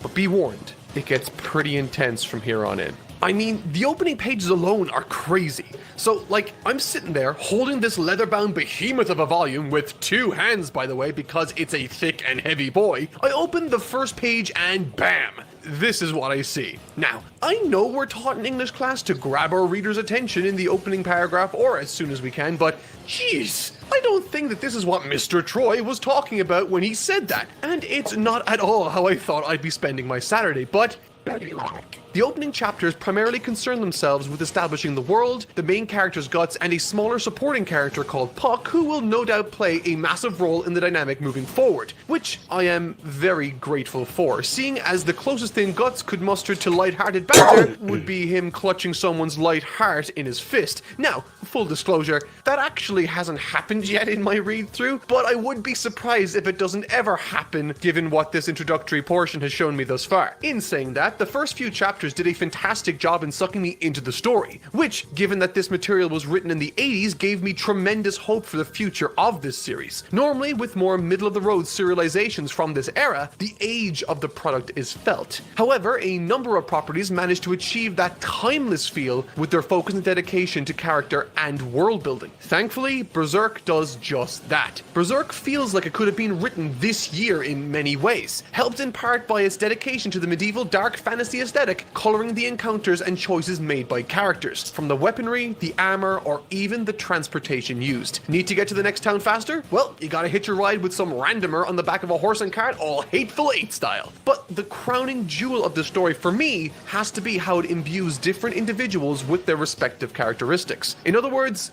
I love this story's characterization.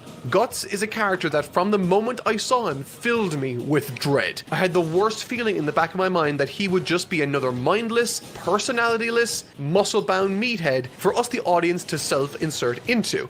But he's not. In fact, I thought the angle Miura approached the character with felt both appropriate for the time and retroactively worked for my sensibilities today. He very much feels like the stoic action hero appropriate for the time period, but there's a little more under the surface to keep me interested. A tragic backstory we're drip-fed over the course of the narrative that I'm sure we'll see more of as time passes by, but what helped me latch onto him the most was how his actions do not match what he says. Just listening to him, you'd swear he's the most heartless man alive, but in reality, he's probably harvested more hearts from the corpses of his victims than— okay, I'm kidding. Jokes aside, what he says versus how he acts colored my impression of him early, which I think is great. From the moment we meet him as he wanders into a seemingly random town, to the hostility he's met with, and ultimately the violence he strikes down onto them. It's almost like he's trying to convince himself that he is a certain way, focused on his mission to achieve his goal, which we still don't know yet at this point. At numerous times in this story early on, he vocally disparages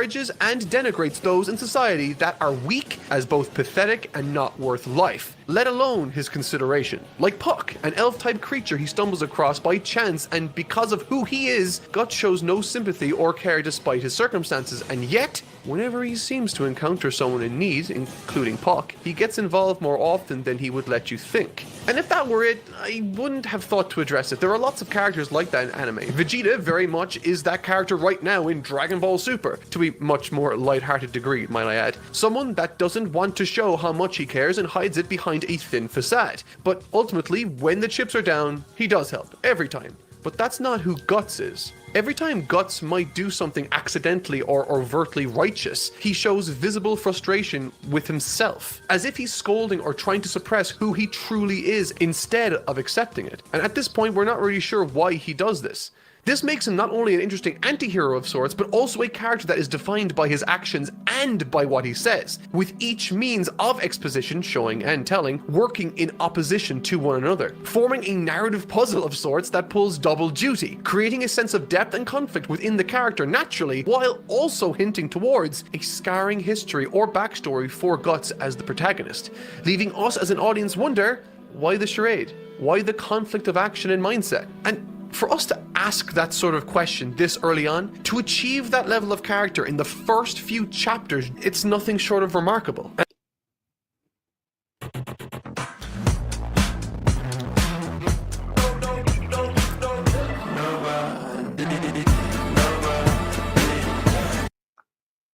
And that's not even to make mention of these strange existential Orwellian dreams he's haunted by, hinting perhaps at a fear he has of what tasks lay before him on his journey. Only time will tell, I guess. Oh, also, this brand or scar on his neck summons evil spirits, so not ideal. Could it be connected to the nightmares? Well, I mean, I've read all of the arcs, so yeah, it sure seems to be the case, and either way, it makes for some really cool looking imagery. And while I'm on the topic of imagery, man, this manga looks good.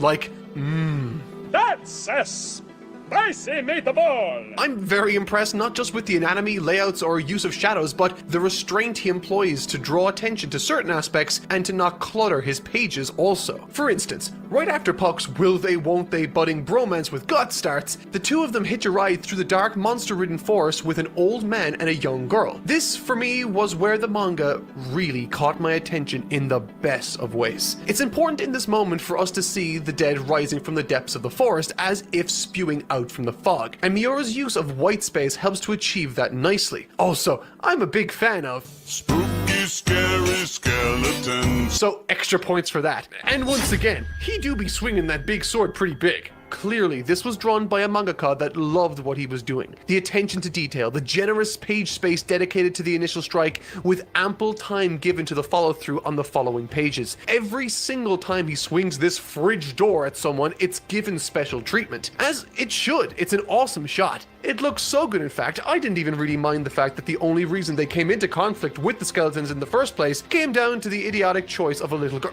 Oh, she's a demon. And she trapped them on purpose. Hey, that's pretty good. I'm not even remotely kidding when I say that around every corner something happens that quickly grabs your attention in this manga, and it never lingers long enough either to get boring or overstay its welcome. In fact, it felt like Miura was trying his best to express what these scenes needed in as efficient a way as possible. Take, for example, this scene with the little girl. First, we see that Guts is busy with the Spooky, scary. Second, we see Puck notice something in the carriage. Third, we see the disembodied head of the driver. Fourth, we see Guts and Puck react, with Guts' reaction reinforcing his good tough guy persona, hesitating, not wanting to hurt the little girl, and, in the process, gets stabbed. This is all slowly but effectively building tension to the final shot, where he swings his big sword yet again, only this time, unlike all of the other instances that preceded this big swing, there's no focus on the gore of the situation. There's no focus on how badass the moment might be. It's looked on from afar as the dramatic and tragic, unfortunate death that it is. One that befell a young, innocent girl. This is the difference between a mangaka that just wants to draw cool stuff and a mangaka that wants to draw a great manga that he believes in.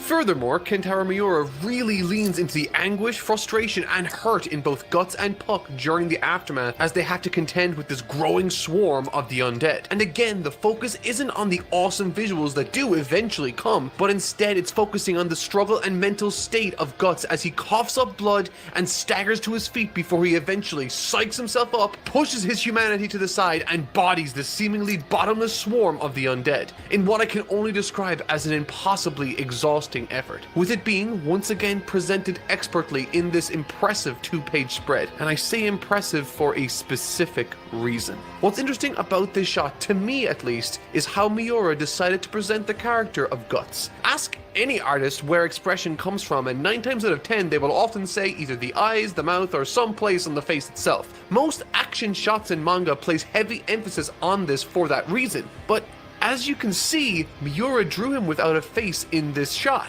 instead opting to shroud it in shadow. Now, on top of it looking cool, it plays a further role in visually communicating his characterization, made all the more effective when you realize that the previous massive swings of his sword that we've seen came with this shadow effect over his face also, reinforcing the notion that while Guts can bring himself to perform these grotesque acts and ignore the consequences of the life he leads, for him to actually live with it, he has to push a significant part of himself away, removing his humanity both figuratively through what he says and demonstrated visually through the shadow over his face in these illustrations. In other words, he's forcing himself to become a monster to defeat these monsters. A perfect marriage of the visual and narrative utility. And as dawn breaks through the darkness of the night, bringing an end to the battle, an ethereal, otherworldly voice bellows from deep in the woods, citing, and I quote, "We are always watching and you belong to me. We want your heart."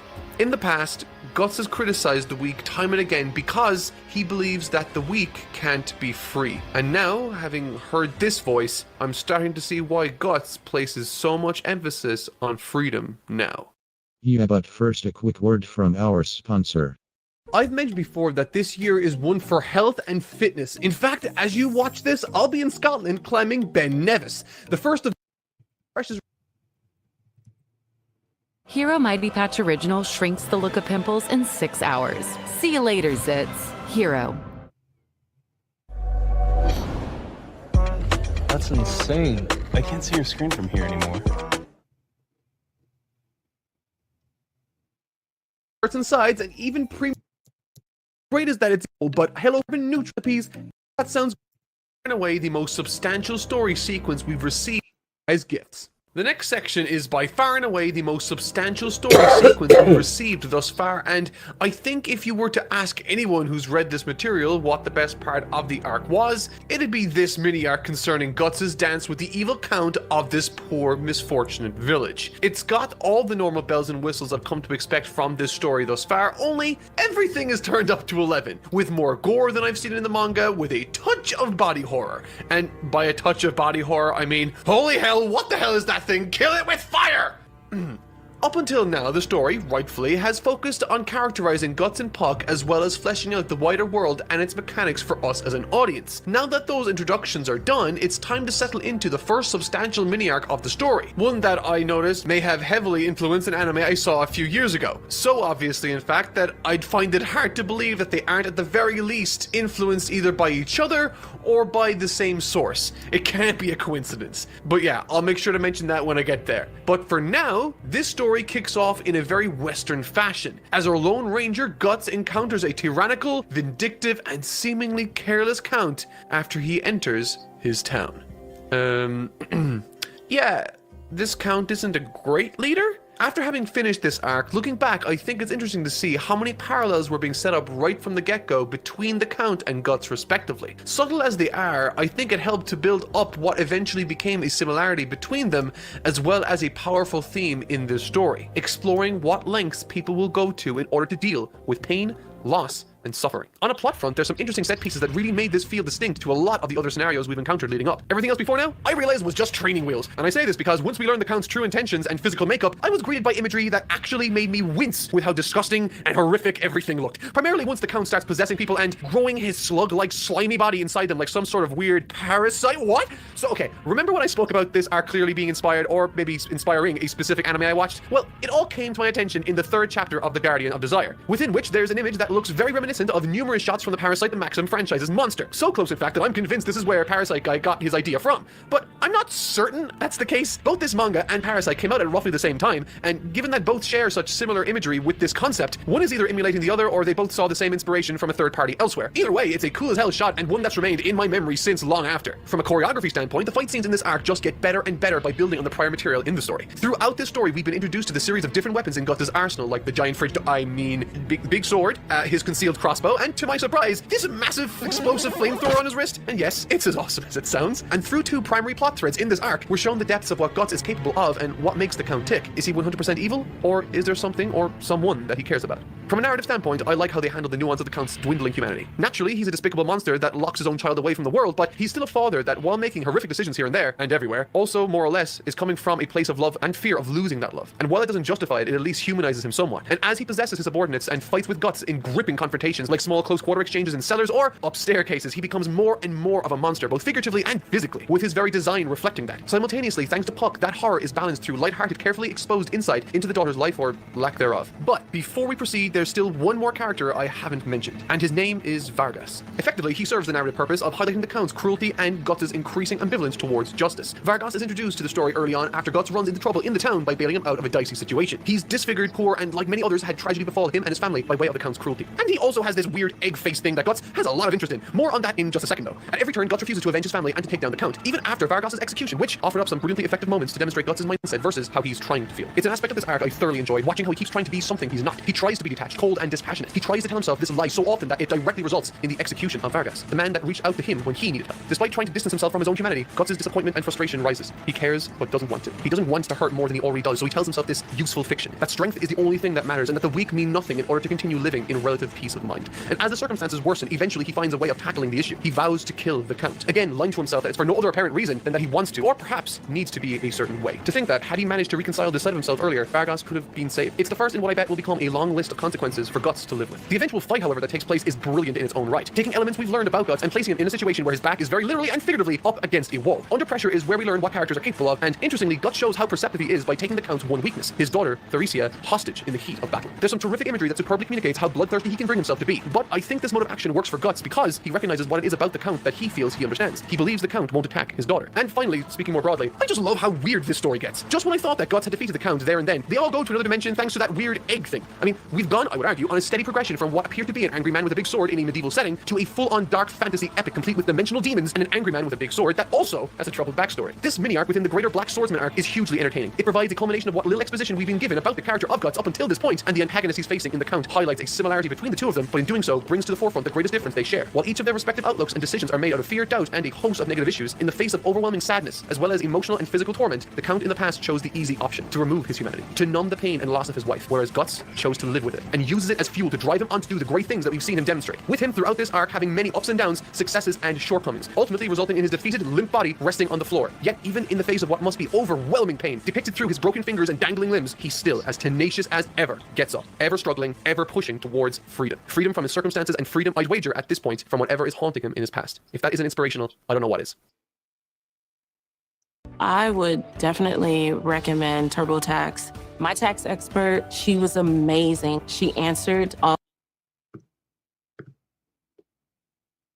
Okay, so now that we're in this weird demon dimension, we're greeted by the council of evil-looking characters, with the preceding scene serving to emphasize for us the slippery slope such thinking like the Count has implemented brings him. Having already done the unthinkable to his wife before, he is now destined for hell. He's owned by the demons, making it even easier to commit the same heinous acts again to his daughter. However, this is emphasized instead to amplify our appreciation of the Count's ultimate sacrifice. He loved his daughter too much to give her up for his own sake. The little humanity that remained was enough to make the right decision. It should go without saying also that the visuals during this section are spectacular, with the highlight being the wide shot of the dimension and the souls reaching out of hell and grabbing a hold of the Count himself. Vargas and all. However, in what I anticipate will become typical Berserk fashion, the Count's story ends by reaching out one last time for his daughter's hand. A request denied specifically and drawn attention to before in the story and throughout their relationship. Always denied before. This time, however, shocked by the situation and what's come to light, she for the first time reaches back, but it's too late. His time is up, poetic and beautifully tragic. After that, we get a terrific glimpse at what I assume will be the big bad for the foreseeable future. Someone that, to Guts, seems to be a familiar face. Confirmed through flashbacks to their time spent as soldiers, what I love about that inclusion to the story is what it offered by way of, once again, visual direction and exposition. Instead of telling us how they feel about each other, we're shown, taking all of this demonic glitz and glamour out of the equation, and we have a story concerning the relationship between two men. One where once upon a time he tried to help Guts up to his feet after battle, but now he quite literally is beating him to the ground, insisting he stay there. We don't get much from this exchange, and in reality I don't know much about this dynamic yet, but if Guts' relentless grit and determination carries him to his feet when he has nothing left at all in a last-ditch effort to get a clean shot on this guy, it made me more than a little interested in how their relationship has spawned this reaction between them. Interestingly, in the same way many games begin by showing you how weak you are, Berserk's introductory arc reminds Guts how weak he is, and by extension how trapped he really is, haunted by his branded reminder. And if it ended there, I'd have been happy. If it ended there, it would have been a fitting conclusion to what the story had been trying to achieve. But that wasn't enough for Berserk. After this scene, it decided to drop one more, a scene that I think provided the most powerful note in all of the arc. Throughout this review, you might have noticed that I've, at every opportunity, praised what I believe to be Berserk and Kentaro Miura's greatest attributes, their dedication to consistent character writing and devotion to visual storytelling. And in this final scene, we get both of those in spades. After narrowly escaping the strange demonic dimension and having witnessed the death of the Count, just 3 individuals remain in a room together. The devastated Theresia, a confused Puck, and Guts just about managing a hobble, aided by his sword acting as a crutch, an apt use for the instrument we have learned alleviated his suffering before through action. And while our eyes are initially drawn to Guts and his wounds, the grief of Theresia quickly takes hold. Having witnessed the horrific scenes mere moments ago, tragically she feels no other way to deal with these feelings, contemplating taking her own life. Puck, ever the compassionate voice, tries to comfort her, but nothing seems to work. She's heard and seen too much horror to ever be the same again, and that's when we get Guts chiming in. Offering her a dagger, she's now inches from doing so before the ground gives way beneath her. Clutching for life, she grasps at Guts' sword. Bleeding from her fingers, she climbs back up, now armed with renewed fire in her heart. A hatred for Guts, claiming that this was all his fault and that she will, one day, kill him. Guts staggers off, laughing with a cocky demeanor, until she's out of sight. Soon after, his face crumbles to end the chapter, and the arc having granted Theresia the means with which to liberate herself from her one-time prison. What a stupendously orchestrated scene, climaxing with a telling revelation, not only informing us of how compassionate Guts truly is, but also further pointing us towards the reality that Guts shares more in common with this young girl than she even thinks. Taking themes from this arc and concentrating them into one magnificent gut punch that honestly left me teary-eyed and excited for more. Before starting this review, I knew virtually nothing about Berserk as a story. In my head, I worried it would be an action-heavy, narrative-light affair, indulging its readers on a very rudimentary and shallow level with little at all to say. I was wrong. What I discovered was a lovingly composed, tortured introduction to a fascinating story detailing themes of hope, fear, and tragedy. Penned by one of the most impressive manga artists I've read the work of. Thank you all for recommending me the story. Rest in peace, Kentaro Miura. I can't wait to sink my teeth into more of your material. The funny thing is, I didn't even know at the time that the best arc of storytelling I'd ever read in my life was right around the corner in the Golden Age arc. Tell me what you want. I don't know why, don't know why.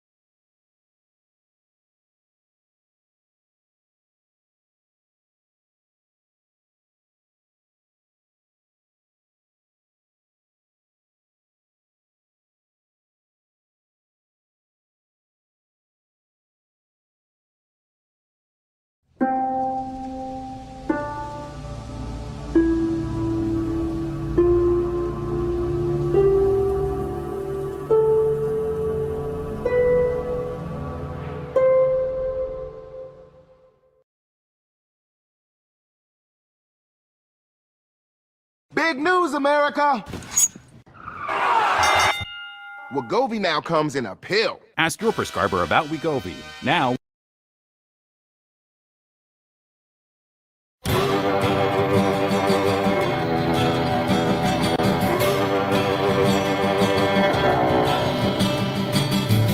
Looking back, money can still find your face in your grass. Take the moonlight, by the touch of any such a shading. What is art is just a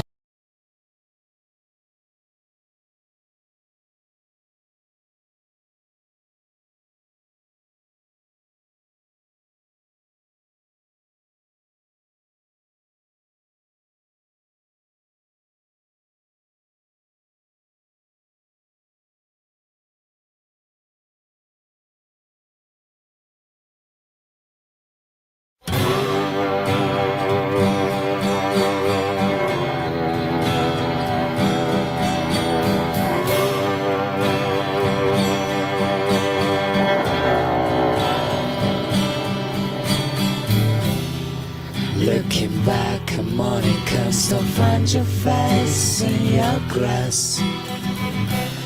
Take the moonlight by the tears of any such a shading. What is there? It's just to say what it's dry in your crown. I'm spanning my grass, walking back so when my grass you're fading. I'm waiting so long. I'm waiting so long. I'm waiting so long. I'm waiting. Rolling back the stones around and turn your face to your back. In the silence of a better dream, singing to the wind, you're shedding. The rainy winds will wash away all what you want in your crown. That is a name, but it's separate, so anyways, we're fading. I'm waiting so long. I'm waiting so long. I'm waiting so long.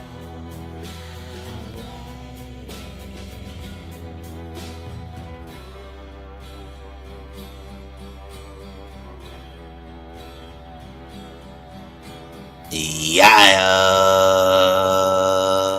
that's gonna bring the stream to a close, everybody. Yeah, make sure you leave a like and a comment on your way out the door.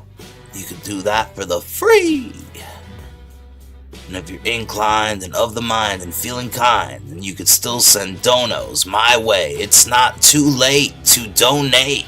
You can send all donos via paypal.me/glacier8888. paypal.me/glacier8888. Yeah. Sledheads. The beginning of the Ice Age, this new era, this new age. Sledheads, the debut IP to the world. Sledheads, the gun fu supernatural super sentai rom-com. It's coming soon. Stay alert and stay tuned. Yeah. Till next time, Glacier out. Bow. Yeah.